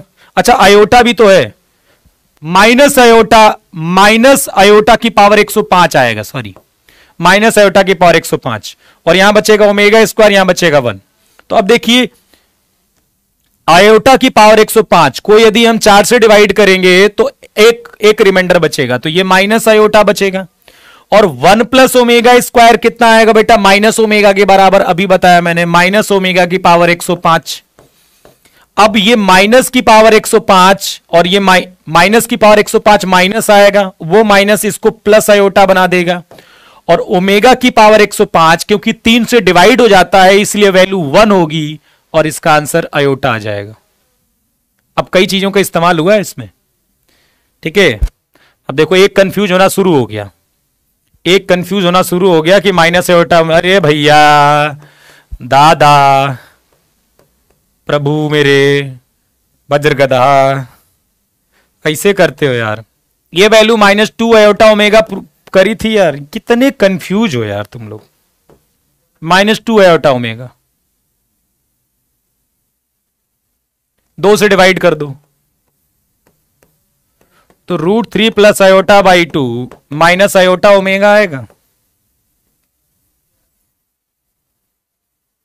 तो माइनस आयोटा ओमेगा की पावर 5 अब 101, मतलब तुम्हारी अब कैलकुलेशन का टेस्ट है, अब तुम्हारी कैलकुलेशन का टेस्ट है कि -1 की पावर 101 लिखने आता है कि नहीं। तो -1 की पावर 101 माइनस होगा आयोटा की पावर 101, आयोटा की बड़ी पावर मैं पहले लेक्चर में पढ़ा चुका हूं, निकालना, ये मत कहना कि नहीं पढ़ाया है। क्या बताया था मैंने कि आयोटा की पावर कोई बड़ी पावर हो 4 से डिवाइड करिए, जो रिमाइंडर बचता है लिख दीजिए। तो 101 को 4 से डिवाइड करेंगे, एक रिमाइंडर बचेगा, एक शेषफल बचेगा, तो आयोटा की पावर 1 बचा। ओमेगा की पावर 101 हो गया, ये भी मैं बता चुका हूं कि ओमेगा की कोई बड़ी पावर है तो उसको 3 से डिवाइड करेंगे और रिमाइंडर यदि 0 बचता है तो 1 आएगा और जो फिर उसके बाद जो रिमाइंडर बचेगा वो लिख देंगे हम। तो 101 को करेंगे तो 99 बार जाएगा, 2 रिमाइंडर बचेगा, इसलिए ओमेगा स्क्वायर लिख दिया। और ये -1 माइनस आयोटा, ये आयोटा की पावर 103 की जगह माइनस आयोटा आ गया क्योंकि वो आयोटा की पावर 3 आया था और वो माइनस आयोटा होगा। अब ये माइनस बाहर आएगा, माइनस आयोटा, ये माइनस आयोटा बाहर आएगा तो माइनस आयोटा की पावर 105 आया, ठीक है, माइनस आयोटा की पावर 105 आया, ठीक है। तो माइनस आयोटा की पावर, देखो ये माइनस आयोटा, यही सब बताना पड़ रहा है, बताओ, ये -1 की पावर ऑड है इसलिए -1 आएगा और आयोटा की पावर 105 बनेगा। 105 निकालना है तो 4 से डिवाइड करेंगे तो एक रिमाइंडर बचेगा, इसलिए माइनस आयोटा इसकी वैल्यू आ गई, ठीक है। अब यहां पर ये बचा ओमेगा स्क्वायर, यहां बचा 1 plus omega square minus omega होता है, तो माइनस ओमेगा की पावर 105 हुआ, ये माइनस की पावर 105 -1 आएगा और वो माइनस इसके साथ यहां प्लस आयोटा कर देगा और बचा है ओमेगा की पावर 105। अरे भैया ओमेगा की पावर 105 निकालना है तो 3 से डिवाइड करिए, 3 से पूरी तरह से डिवाइड हो जाएगा तो इसकी वैल्यू 1 हो जाएगी, तो ओमेगा की पावर 105 1 हो जाएगा, इसलिए 1 बन जाएगा।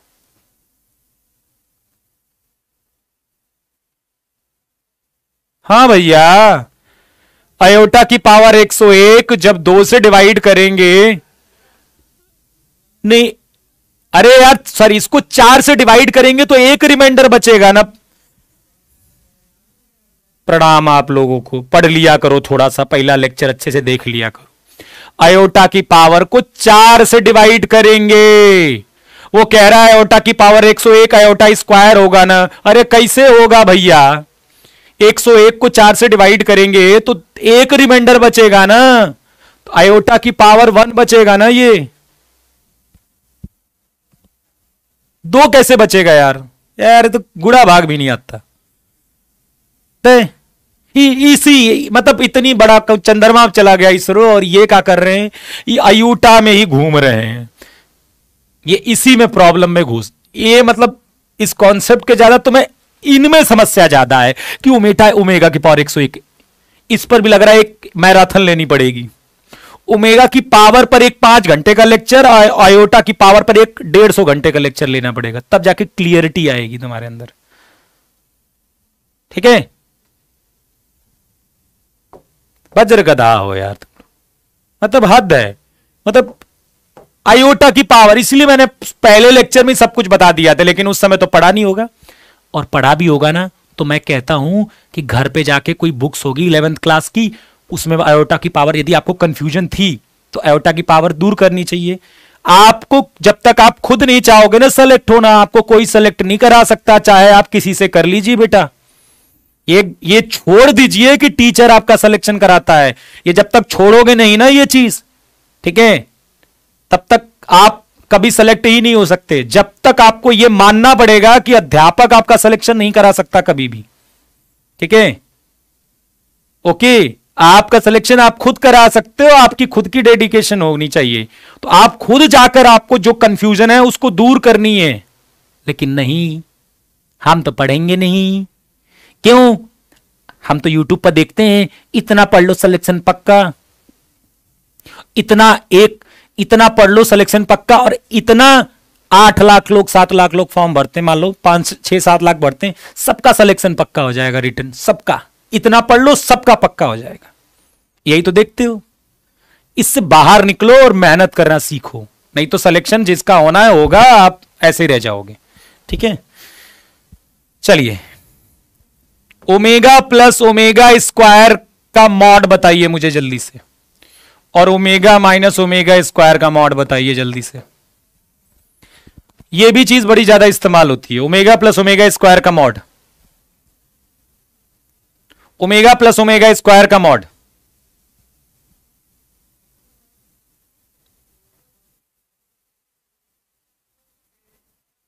ये मैं हमेशा कहता हूं, आप मेरे लिए भी है ये किसी पर्टिकुलर के लिए नहीं, मैं भी इंक्लूडेड हूं। आप मेरे से पढ़ोगे तो इसकी गारंटी नहीं होती किसी चीज की कि आपका सिलेक्शन होगा। आपकी सिलेक्शन आपकी मेहनत से होगा, चाहे मेरे से पढ़िए चाहे किसी से भी पढ़िए। ये तो बेकार की बातें होती हैं कि बस इतना पढ़ लो सिलेक्शन पक्का हो जाएगा। ये बे मतलब कि कोई लेगा, जो कहता कह दो कि क्या दोगे, नहीं हुआ तो मैं पढ़ूंगा ही नहीं, अब होगा सिलेक्शन पक्का। तो ओवरऑल आया ना इस बात पर स्टेटमेंट कि आपको पढ़ना पड़ेगा, तो आप पढ़िए, बस सिंपल सी बात है। वो तो इसलिए बोला जाता है कि बस इतना पढ़ लो सिलेक्शन पक्का, क्योंकि आप इंप्रेस होगे टीचर की बात से, अरे यार ये तो एक बार सिलेक्शन पक्का करवा देगा मेरा, और नहीं होता है। 10 का होगा 20, भाई सिलेक्टेड तो कुछ ही लोग होते हैं ना, जो नहीं होते उनका क्या। यदि आपसे ही पढ़कर उसका सिलेक्शन होता तो सबका होता। तो ऐसा कुछ नहीं होता, सिलेक्शन हमेशा बच्चे की अपनी मेहनत से होता है। वो डेडिकेटेड रहेगा तो वो चाहे किसी से ना भी पढ़े ना, वो भी तब भी सिलेक्ट हो जाएगा। वो यदि वो डेडिकेटेड है और उसकी सारी प्रॉब्लम्स चाहे वो बुक से चाहे कैसे भी दूर हो जा रही है, सारे डाउट क्लियर हो जा रहे हैं उसके, तो फिर वो कहीं पर भी रहे सिलेक्शन हो जाएगा उसका। ठीक है, उसकी मेहनत अच्छी है। तो ओमेगा प्लस ओमेगा स्क्वायर का मॉड चाहिए, तो जल्दी बताइए कितना आएगा। तो ओमेगा की वैल्यू डाल देते हैं। ओमेगा की वैल्यू कितनी? -1 प्लस आयोटा √3/2, और ओमेगा स्क्वायर का मान कितना आएगा? -1 माइनस आयोटा √3/2। इसका आपको मॉड निकालना है, कितना आएगा? -1 प्लस आयोटा √3 -1 माइनस आयोटा √3/2, इसका मॉड। तो सॉरी माइनस माइनस कटेगा नहीं, आयोटा वाला टर्म कट गया,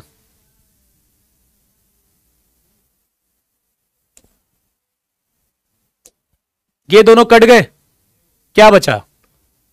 1 बचा। और ओमेगा माइनस ओमेगा स्क्वायर का मॉड कितना होगा? कितना आएगा मॉड?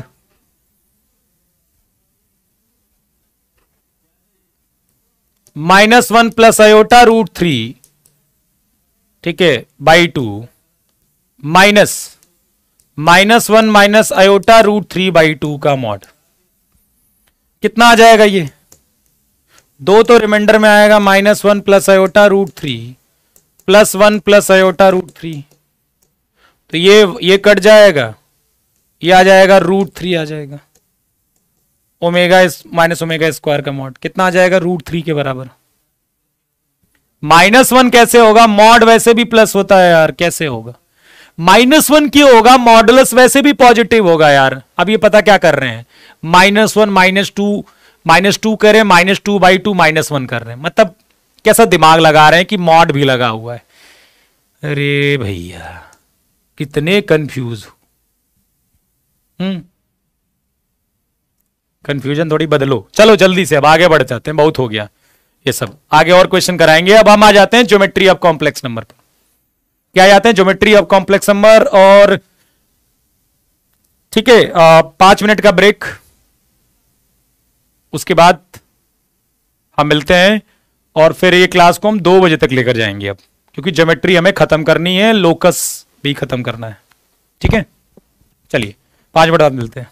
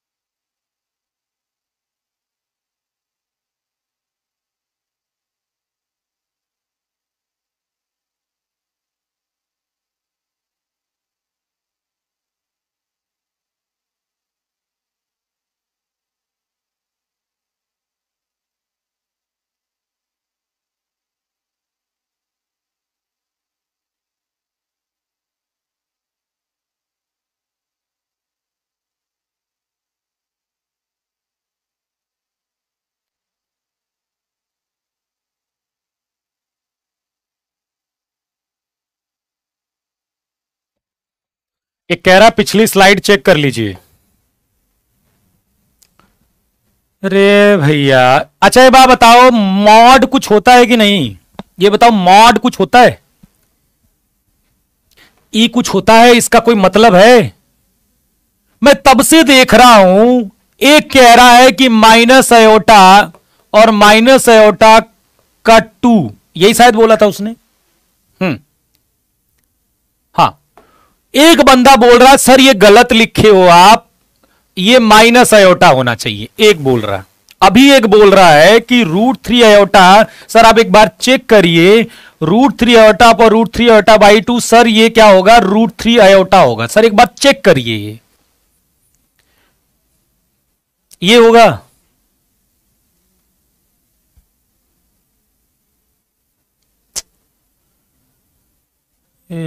कितनी कंफ्यूजन है भैया, क्या करें इन बच्चों का। मैं घर पर पढ़ते हैं नहीं, अलग से पढ़ाना पड़ेगा इनको, लगता है 15-20 घंटे आयोटा ओटा के बारे में। मतलब कोई कब से कितना कंफ्यूज हो रहे हैं बच्चे यार, ये घर पर पढ़ते नहीं है लग रहा। मतलब आयोटा वो मॉड का कोई उनको, मतलब मॉड उनको दिख ही नहीं रहा है कि मॉड का कोई मतलब है, वो न्यूमेरिकली सॉल्व कर रहे हैं, लेकिन हमने तो मॉड दिया है।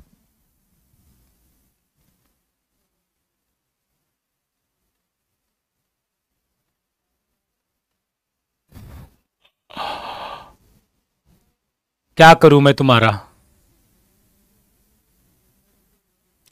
इतनी कंफ्यूजन क्यों? क्यों कंफ्यूज हो इतना? अरे मैं मानता हूं माइनस आयोटा आया है, पर मैं मॉड निकाल रहा हूं बेटा। वो तो 1 ही होगा, ये भले आया है लेकिन मैं मॉड निकाल रहा हूं। तो मॉड तो √3 होगा। बार बार मतलब कंफ्यूज, कितना कंफ्यूज होते हो हैं? अब हुआ क्लियर कि नहीं? बोलो। तो कंफ्यूजन मत डालो इतना अच्छे से। मैं पता है तुम्हें नहीं अपनी गलती दिख रही होगी, मैं बता रहा हूं कि आप घर पर नहीं मेहनत करते हो, नहीं तो ऐसी समस्या नहीं होगी। प्लीज मेरी रिक्वेस्ट है, आप इतना आसान, यदि आप इतना आसान समझ रहे हो चीजों को, तो इतना आसानी से नहीं मिलना है। वो आपको मार्केट में दिखाया जा रहा होगा कि चीजें बड़ी आसान है, वो इसलिए दिखाया जाता है क्योंकि आप वाहवाही करो टीचर की, इसलिए चीजों को बहुत सिंपल दिखाया जाता है आपके सामने। कोई चीज असंभव नहीं है, ये सत्य है, पर सिंपल नहीं है, आपको मेहनत तो करनी पड़ेगी, बस इतना जान जाइए।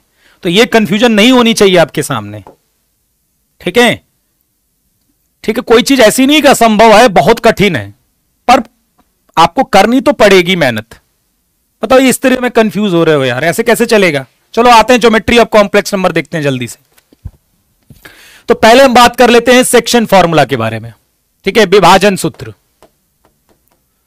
जल्दी जल्दी थोड़ा सा हम देखते हैं विभाजन सूत्र के बारे में, ठीक है? सेक्शन फॉर्मूला के बारे में। तो देखो सेक्शन फॉर्मूला क्या कहता है कि देखो, सेम जैसा आप स्ट्रेट लाइन, या तो ज्योमेट्री ऑफ कॉम्प्लेक्स नंबर में छोड़ दूं क्या आपको? क्योंकि यार ये तभी समझ में आएगा जब स्ट्रेट लाइन समझ में आएगा। बोलिए, ये टॉपिक को मैं छोड़ूं? क्योंकि कैसे समझ में आएगा आपको? क्योंकि इसमें स्ट्रेट लाइन का जिक्र है, सर्कल का जिक्र है। बोलो कैसे समझ में आएगा? बोलो। अरे ऑफ तो होगी यार, दिवाली की छुट्टियां होंगी, कर लेना बैकलॉग। बताओ तो पहले। अब आपको यदि स्ट्रेट लाइन नहीं आएगा, सेक्शन फॉर्मूला नहीं आएगा, तो फिर ये टॉपिक कैसे समझ में आएगा? तो मुश्किल है यार समझना। क्या मैं अभी स्किप कर दूं ज्योमेट्री ऑफ कॉम्प्लेक्स नंबर को? स्ट्रेट लाइन पढ़ने के बाद इस टॉपिक को हम पढ़ लेंगे, इसको छोड़ दीजिए, ठीक है? ज्योमेट्री ऑफ कॉम्प्लेक्स नंबर छोड़ दीजिए, मैं आपको जब स्ट्रेट लाइन पढ़ाऊंगा तो इस टॉपिक को मैं पढ़ा दूंगा।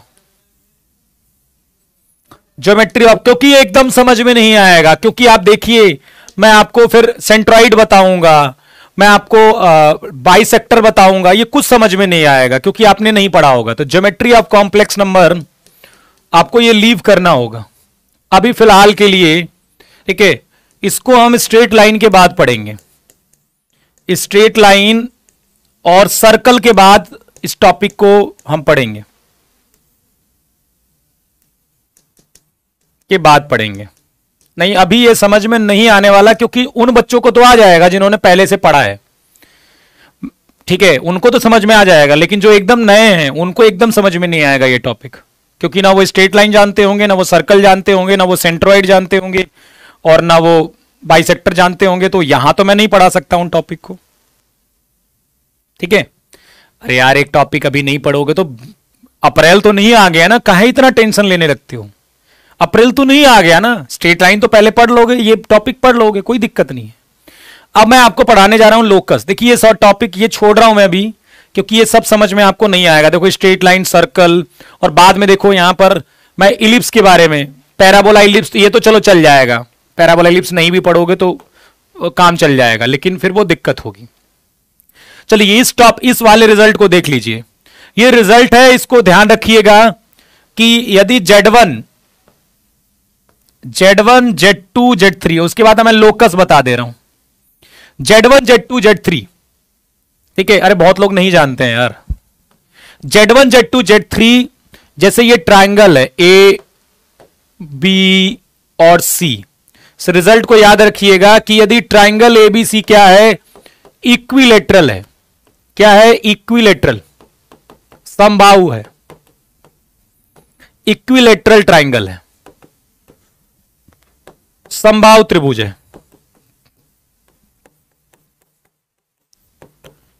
यदि यह समबाहु त्रिभुज है, ठीक है, तो ये रिजल्ट होगा, उसको याद रखिएगा। Z1 square plus Z2 square plus Z3 square, ठीक है, बराबर Z1 Z2 बराबर Z1 Z2 plus Z2 Z3 plus Z3 Z1, ये होना चाहिए। तो ये A वाला रिजल्ट सही होगा। इस रिजल्ट को याद कर लीजिएगा, डेरिवेशन पर मत जाइए। अब मैंने आपको एक चीज बताई थी कि 1 ओमेगा और ओमेगा स्क्वायर, ये Z1 Z2 Z3 है, ये इक्विलेटरल ट्राइंगल फॉर्म कर रहे हैं। तो आप इस कंडीशन से इस्तेमाल कर लीजिएगा। आपको ये प्रूफ करना है कि ये कैसे फॉर्म करते हैं, तो आप ये वाली कंडीशन लगाइए। Z1 आपका ओमेगा है, Z1 1 है, Z2 ओमेगा है, Z3 ओमेगा स्क्वायर है, यहां पर रखिएगा, दोनों कंडीशन सेटिस्फाई हो जाएंगी। तो वहां से भी प्रूफ हो जाएगा कि Z1 Z2 Z3 क्या है, इक्विलेटरल ट्राइंगल है, ठीक है। तो ध्यान से देखिएगा। तो ये किसका रिजल्ट है? याद रहेगा आपको कि Z1 Z2 Z3 यदि इक्विलेटरल ट्राइंगल, समबाहु त्रिभुज बनाते हैं तो ये वाला रिजल्ट सही होता है।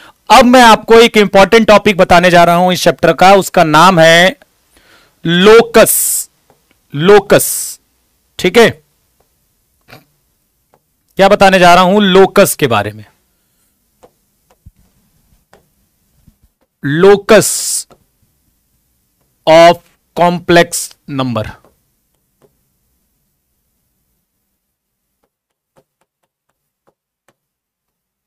लोकस का मतलब होता है बिंदुपथ। बिंदुपथ। अब देखिए लोकस को समझिएगा एक बार अच्छे से, ठीक है। बड़ा इंपॉर्टेंट टॉपिक है और ये आपको हर जगह मिलेगा। आप कोऑर्डिनेट ज्योमेट्री पढ़ोगे वहां भी मिलेगा, आप वेक्टर 3D पढ़ोगे वहां पर भी मिलेगा, यहां पर भी मिलेगा आपको देखने को, कॉम्प्लेक्स नंबर में भी। अब मेरी बात सुनिएगा ध्यान से। लोकस का मतलब यह होता है कि लोकस किसी एक पॉइंट का होता है, किसी एक पॉइंट का लोकस होता है, जिसको कोई ना कोई एक कंडीशन दी जाती है। उस पॉइंट को एक कंडीशन दी जाती है कि यार तुम्हें यह कंडीशन फॉलो करनी है। अब उस कंडीशन फॉलो करने के लिए वो पॉइंट जो पाथ ट्रेवल करता है, ठीक है, जो पाथ ट्रेवल करता है, वो पाथ उस पॉइंट का क्या होता है? लोकस। जैसे मान लीजिए कि जैसे मैं हूं और मेरे पिताजी ने मुझे कंडीशन दे दी कि यार देखो तुम ट्रेवल करो पूरे वर्ल्ड में, लेकिन यह ध्यान रखना है तुम्हें, ठीक है, कि चलो ये कंडीशन तो हो गई, मान लो वो छोड़ो, ये तो फिर आप दिक्कत करेगी। जैसे मान लीजिए कि मैं सर्कल से ही शुरू करता हूं। जैसे मान लीजिए कि ये मैं हूं, ये जो पॉइंट है वो मैं हूं, ठीक है, और यहां पर एक पॉइंट ये है जो फिक्स्ड है, ये फिक्स्ड पॉइंट है, ये क्या है? फिक्स्ड पॉइंट है, और मैं ये पॉइंट हूं। एक कंडीशन दी गई इस पॉइंट को, मतलब मुझे कंडीशन दी गई कि आपको ट्रेवल करना है, आपको घूमना है, लेकिन इस फिक्स पॉइंट से ये दूरी हमेशा सेम होनी चाहिए। यदि आप यहां पर मौजूद हो और वो दूरी 1 मीटर की है मान लीजिए, तो आप जहां पर मूव करिए, मुझे कोई दिक्कत नहीं है, बस इस पॉइंट से जो दूरी होनी चाहिए उसकी वो 1 मीटर होनी चाहिए। तो इस पॉइंट को एक कंडीशन दी गई ना, जब ये मूव कर रहा है तो एक कंडीशन के तहत मूव कर रहा है, एक कंडीशन है ना जिसके तहत वो मूव कर रहा है। अब ये बंदा कौन सा पाथ ट्रेवल करेगा, जिसकी इस पॉइंट से दूरी क्या होनी चाहिए, सेम होनी चाहिए, तो वो कहां ट्रेवल करेगा, एक सर्कल में ट्रेवल करेगा। एक ऐसे स्ट्रक्चर बना दिया, तो अब इस पॉइंट का लोकस क्या हो जाएगा, एक सर्कल। तो आप पढ़ते भी हो, circle is the locus of point, is the locus of point, locus of point which is equidistance, which is equidistance from fixed point, which is equidistance from fixed point,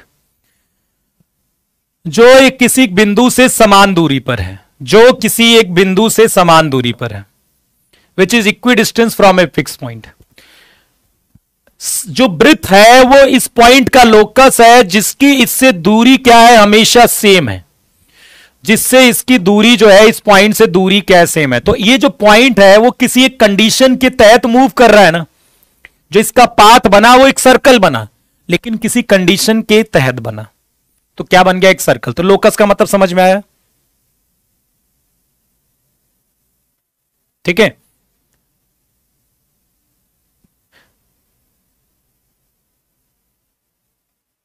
चलिए अब देखिए ध्यान से, दो एग्जाम्पल बड़े फेमस होते हैं और हर बार मैं वही एग्जाम्पल्स देता हूं, क्योंकि ये रिजल्ट सबसे इंपॉर्टेंट होते हैं। आप बुक्स भी उठाओगे ना तो सबसे आसान, क्योंकि यही रिजल्ट होते हैं, इसीलिए ये रिजल्ट को हर बुक्स पहले देती है, ठीक है।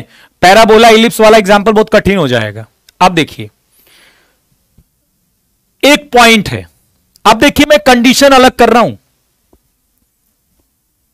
देखो पिछली बार कंडीशन मैंने क्या करी थी कि फिक्स पॉइंट से डिस्टेंस सेम होनी चाहिए, तो जो पाथ था पॉइंट का वो अलग था। अब मैं आपको कंडीशन दे रहा हूं कि इस पी पॉइंट का लोकस चाहिए, जिसकी इन दोनों point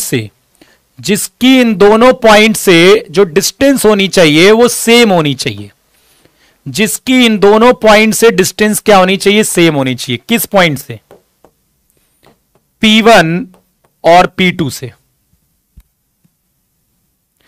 find locus of P, find locus of P which is equidistance from two fixed points P1 and P2, ठीक है। P का बिंदु पथ चाहिए,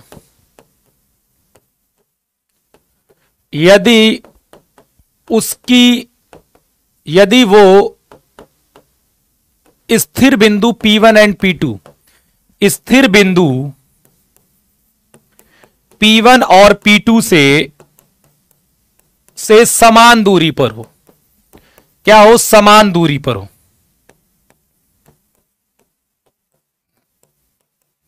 उससे क्या हो, समान दूरी पर हो। अब ये बताइए, अब तो ये सर्कल में नहीं घूमेगा, क्योंकि अब की बार इस पॉइंट को मैंने कंडीशन अलग दे दी, मैंने एक जो परिस्थिति दे दी वो अलग दे दी मैंने इसको। अब इसको क्या परिस्थिति दे दी मैंने कि अब तुम जब मूव करोगे तुम्हें एक बात का ध्यान रखना है, तुम्हारी जो दूरी होनी चाहिए वो P1 P2 से सेम होनी चाहिए। यदि इस समय 5 है तो 5 होनी चाहिए, यदि 4 है तो दोनों से 4 होनी चाहिए। तो अब की बार ये P पॉइंट एक बार यहां पर भी तो आ जाएगा बेटा भाई, P1 और P2 ये जो लाइन है इसका मिड पॉइंट, क्योंकि जो इसका मिड पॉइंट होगा इसकी दूरी यहां और यहां सेम होगी, तो ये P पॉइंट पूरा इस लाइन पर मूव करेगा, ठीक है, इस लाइन पर जो कि क्या है, इस पर परपेंडिकुलर और बाइसेक्टर है।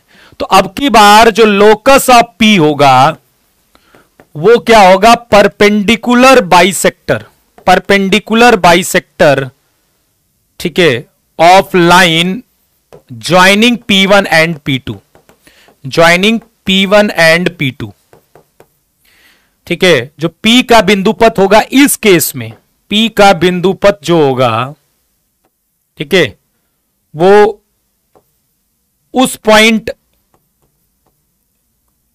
P का भी जो बिंदुपथ होगा वो लंब समद्विभाजक रेखा होगी, P1 और ऐसे लिख देता हूं, P1 और P2 को मिलाने वाली रेखा पर, मिलाने वाली रेखा पर लंब समद्विभाजक, रेखा पर लंब समद्विभाजक। लेकिन यार इस टॉपिक को भी समझने के लिए, आप लोकस तो समझ गए, लेकिन इस टॉपिक को भी आपको थोड़ा मोड़ा आना चाहिए, ये भी दिक्कत है इस टॉपिक में भी। इस वाले टॉपिक में भी प्रॉब्लम है कि आपको थोड़ा स्ट्रेट लाइन और सर्कल आना चाहिए, प्रॉब्लम ये है। अब इसको भी कैसे मैं बताऊं, ये भी बड़ी समस्या है। चलो इसको तो मैं बता ही देता हूं,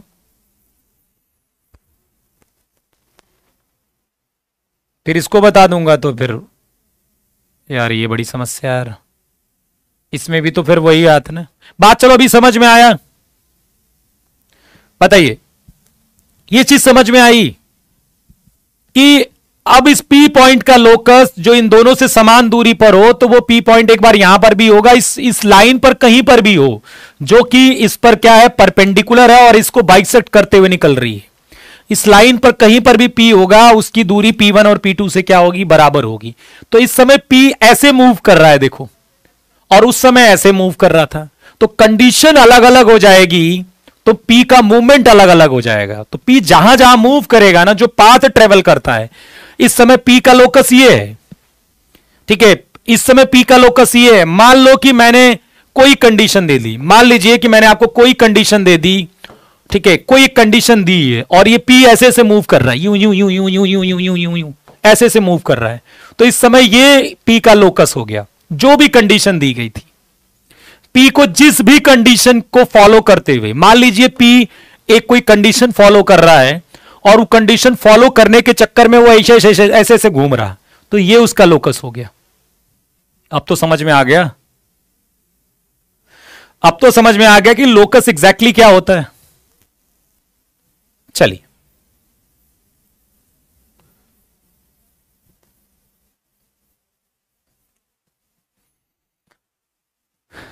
ठीक है,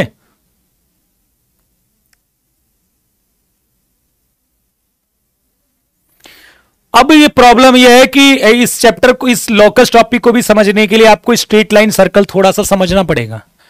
और मैं कह रहा हूं कि स्ट्रेट लाइन सर्कल यदि समझ ही रहे हो तो फिर ज्योमेट्री भी पढ़ लो, लेकिन ज्योमेट्री में ज्यादा थोड़ा सा पढ़ना पड़ेगा, सेक्शन फॉर्मूला भी पढ़ना पड़ेगा। उतना नहीं, मैं थोड़ा थोड़ा बता दे रहा हूं, ठीक है। अभी ज्योमेट्री नहीं पढ़ेंगे, ज्योमेट्री अच्छे से समझ में आएगा जब हम, क्योंकि उसमें फिर वो सेंट्राइड वेंट्राइड एक्स्ट्रा हो जाएगा, वो तो नहीं पढ़ाऊंगा मैं। सर्कल वृत्त का समीकरण पढ़ा होगा आपने, जनरल इक्वेशन आगे पढ़ोगे, थोड़ा इसकी जरूरत पड़ सकती है लोकस में। जनरल इक्वेशन सर्कल का क्या होता है, x square plus y square plus 2gx plus 2fy plus c बराबर 0। ये होती है जनरल इक्वेशन सर्कल की। सर्कल में सेंटर भी होता है और रेडियस होती है, ठीक है। तो सर्कल यदि इस टाइप का है तो जो सेंटर होगा वो -g, -f होगा, ये थोड़ा सा पता होना चाहिए आपको।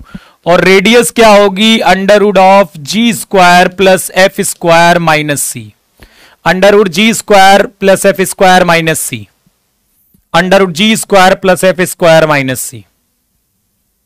तो जैसे मैं आपको एग्जाम्पल के तौर पर पूछूं कि जैसे मान लीजिए लोकस ऐसा आ गया, x square plus y square plus 2x plus 4y minus 1 बराबर 0। इस समय सेंटर बताइए और रेडियस बताइए, सेंटर और रेडियस बताइए बेटा। तो आपको क्या करना है, सेंटर निकालने के लिए -2 से डिवाइड करना है। सुन लो मेरी बात, जब भी सर्कल की, कॉपी में लिख लो, जब भी सर्कल की जनरल इक्वेशन दी हो, ये क्या है, जनरल इक्वेशन है, ठीक है, समझ रहे हो मेरी बात को। जब भी सर्कल की जनरल इक्वेशन दी हो और आपसे सर्कल का सेंटर पूछे, केंद्र पूछे, तो x के कोफिशिएंट को -2 से डिवाइड करना है, y के कोफिशिएंट को -2 से करना है। x के कोफिशिएंट को -2 से करना है, y के कोफिशिएंट को -2 से करना है।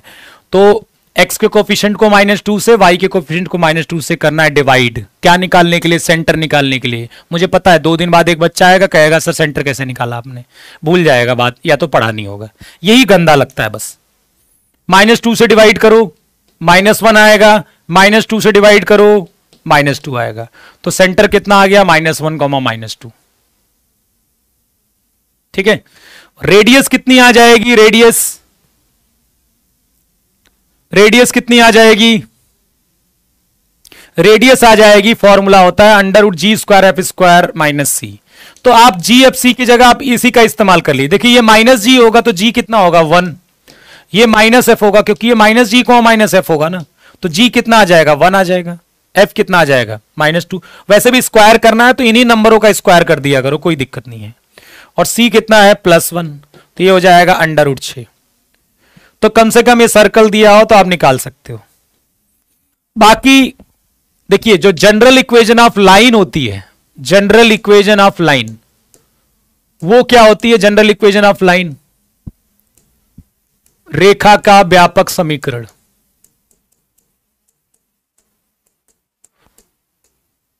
तो वो होता है ax + by + c = 0।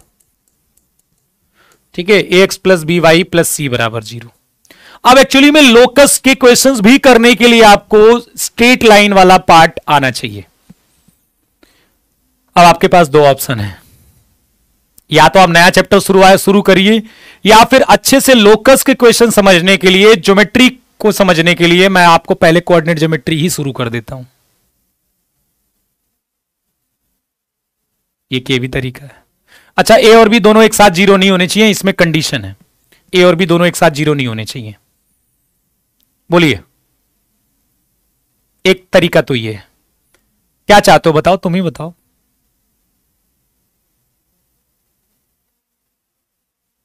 क्योंकि आप ज्यादा क्वेश्चन नहीं कर पाओगे लोकस के, क्योंकि उसमें आपको अब मान लो सर्कल आ गया तो ठीक है, स्ट्रेट लाइन के अंदर तो उसमें आपको जरूरत पड़ेगी इन सब की। तो या तो मैं आपको, यदि ये टॉपिक को जल्दी स्ट्रांग करना चाहते हो तो आपको कोऑर्डिनेट ज्योमेट्री पहले पढ़ना पड़ेगा। उसके बाद मैं आपको ये टॉपिक को कि इस पर क्वेश्चन ज्यादा करा सकता हूं, क्योंकि अभी मैं नहीं करा पाऊंगा। तो पहले मैं कोऑर्डिनेट ज्योमेट्री ही शुरू करता हूं। थोड़ा सा टॉपिक आपको इरिटेटिंग लगेगा, लेकिन घबराना मत। मैं आपको कोनिक सेक्शन बाद में पढ़ा दूंगा, क्योंकि ज्यादा इंपॉर्टेंट स्ट्रेट लाइन सर्कल है। Straight line circle, straight line ही मैं कल से शुरू करूंगा।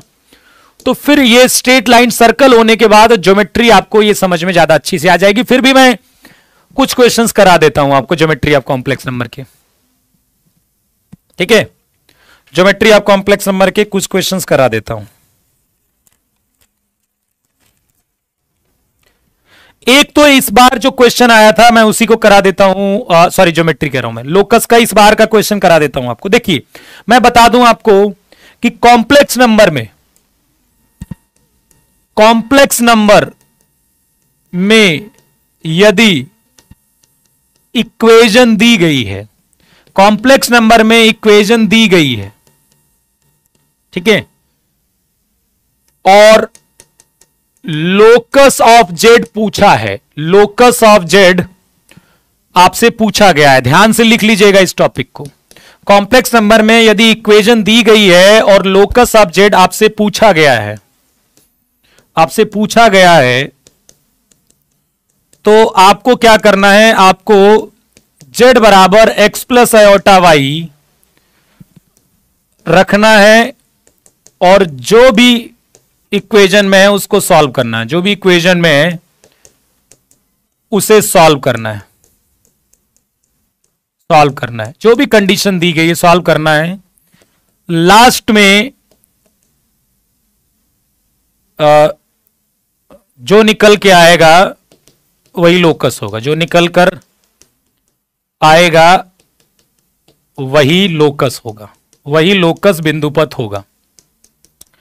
तो इस बार भी जो ये चीज याद रखिएगा, क्योंकि ये एक अप्रोच है जो कहीं पर भी चाहे कुछ भी आ जाए पेपर में, आप या तो उस तरह का फॉर्मेट आपको पहले से ही पता हो, ठीक है, तब तो ठीक है, उस तरह का फॉर्मेट पहले से ही पता तब तो ठीक है। यदि नहीं पता है तो फिर आप इसका इस्तेमाल कर सकते हो। तो थोड़ा मोड़ा तो मैं ज्योमेट्री का पार्ट बता दे रहा हूं, लेकिन पूरा कंप्लीट नहीं हुआ है, ये ध्यान रखिएगा। ज्योमेट्री का पार्ट जैसे स्ट्रेट लाइन सर्कल होगा, ये इसके सारे प्रॉब्लम्स मैं आपको करा दूंगा ज्योमेट्री के, ठीक है।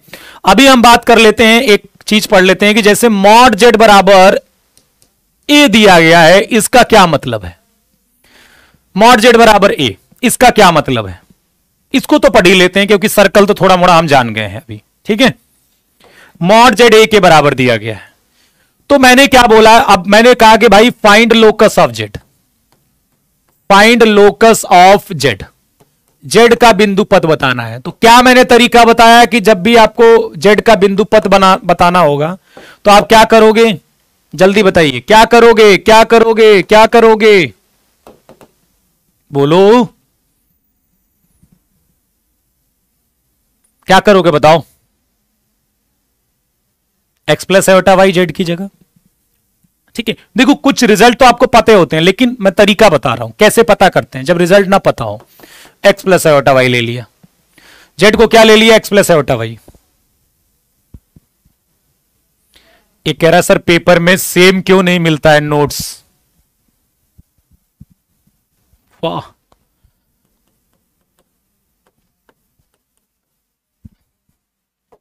ये बताओ कि मैं अपने मन में कौन सा नंबर सोच रहा हूं इस समय, विपिन जी बताएंगे।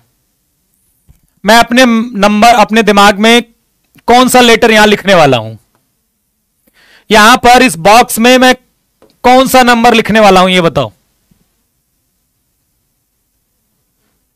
भाई। बहुत सारे नंबर जानते हो, 1 से 100 तक है नंबर, बताओ 1 से 100 तक नंबर है, 1 से 100 तक ही लिखूंगा, बताओ मैं कौन सा नंबर लिखने वाला हूं यहां पर। मैंने सोच लिया अपने मन में क्या लिखने वाला हूं, अब विपिन जी बताएंगे।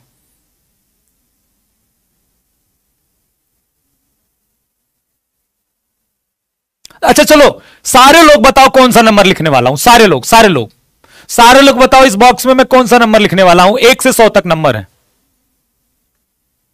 मैंने सोच लिया है कि मैं कौन सा, और मैं बदलूंगा नहीं, ईमानदारी से मैं बदलूंगा नहीं। सब लोग जवाब दो।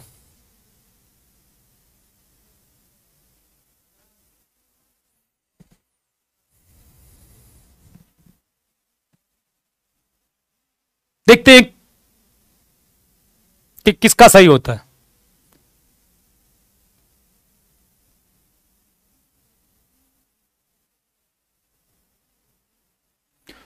अब आप सोचिए, जो मैंने सोचा था वो 26 सोचा था लिखूंगा। आप सोचिए, जब 1 से 100 तक फिक्स है, केवल 100 ही नंबर हैं, आप इतने लोग ये नहीं बता पाए कि मैं यहां पर क्यों लिखूंगा, तो फिर इतने क्वेश्चंस हैं मार्केट में, तो ये कैसे आप बता देते हो कि यही पेपर में आएगा, कैसे पता लग जाता है, कैसे पता लग जाएगा कि क्या क्या आएगा पेपर में। चलो थोड़ा दिमाग लगाया करो। चलिए, हां, लेकिन मैं 1 से 100 के बीच में यदि मैं 20 नंबर लिखूं तो फिर आपके ज्यादा चांसेस हैं सही होने के, ठीक है। चलो फिर छोड़ो, अब इसमें क्या करना है ये बताओ। √x² + y² होगा इसका मॉड बराबर a, दोनों साइड स्क्वायर कर देते हैं। तो ये बताओ किसकी इक्वेशन है, ठीक है। सर्कल की इक्वेशन ये भी होती है बेटा, x - h का होल स्क्वायर, y - k का होल स्क्वायर बराबर r²। ये एक सर्कल की इक्वेशन होती है जिसका सेंटर h, k होता है और रेडियस क्या होती है, r होती है, ठीक है।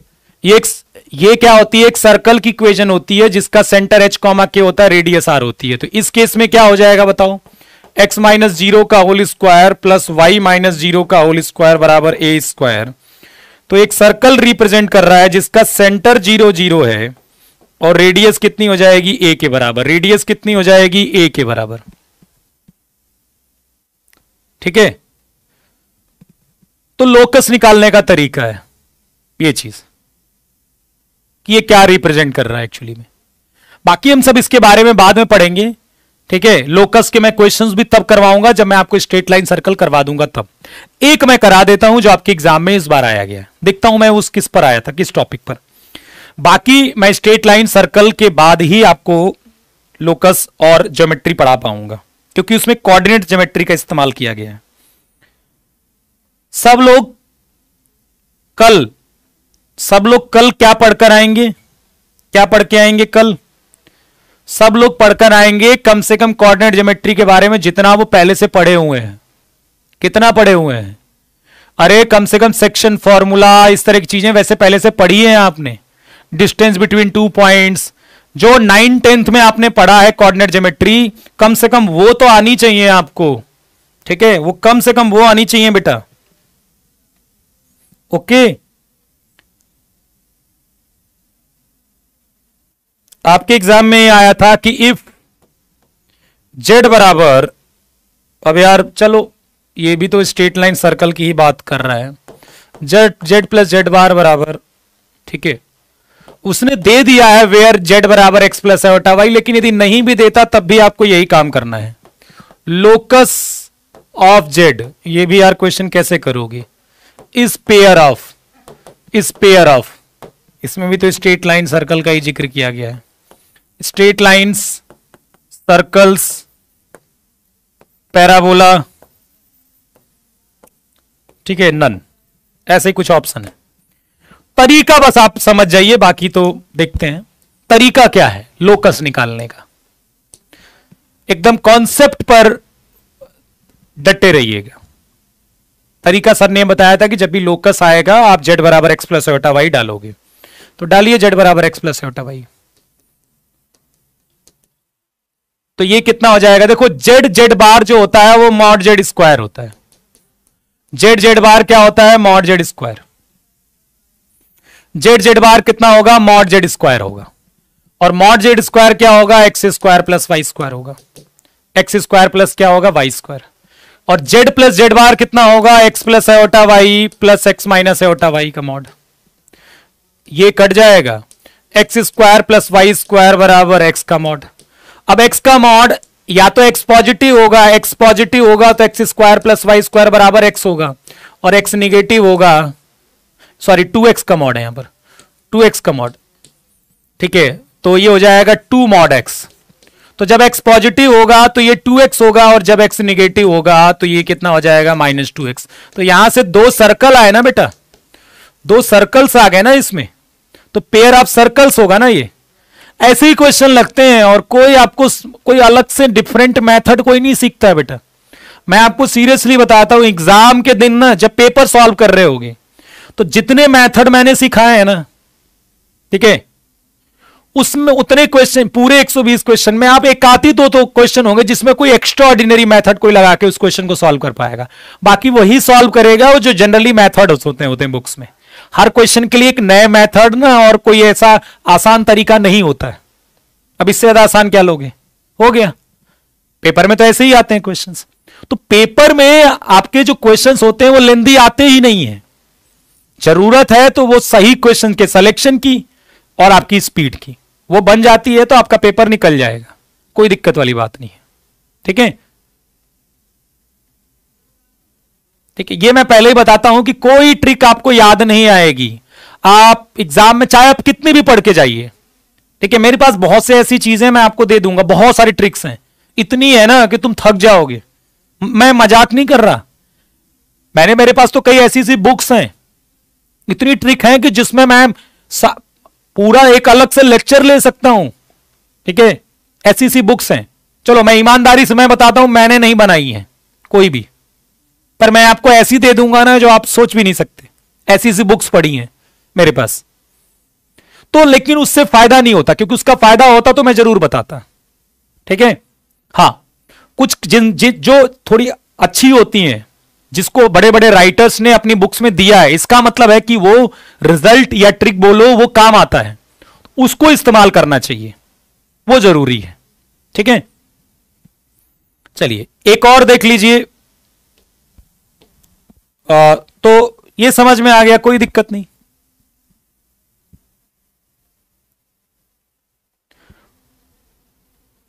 ठीक है, बाकी इसकी प्रैक्टिस मैं जल्दी करवाता हूं आपको, उसके माध्यम से जो छोटे छोटे रिजल्ट के क्वेश्चंस होंगे ना, देखो प्रैक्टिस में मैं जो छोटे छोटे कॉन्सेप्ट होते हैं उनको प्रैक्टिस सेशन में हम कवर कर लेंगे। जो क्वेश्चन के अनुसार नए उसके शॉर्टकट्स होते हैं, कुछ के जिसके भी होते हैं वो हम कवर कर लेंगे, ठीक है, आगे के लेक्चर्स में। ओके, जैसे ये रिजल्ट क्या होता है, ये भी एक तरीके से रिजल्ट के तौर पर हम इस्तेमाल करते हैं कि मॉड जेड बराबर, जैसे कल को अब मॉड जेड बराबर 2 दे दिया तो आप इस्तेमाल कर लोगे कि यार एक जेड क्या है, एक सर्कल है जिसका सेंटर क्या है, जिसका केंद्र क्या है 0 0 है, केंद्र क्या है 0 0 है, और रेडियस कितनी हो जाएगी 2 हो जाएगी, रेडियस कितनी हो जाएगी 2 हो जाएगी।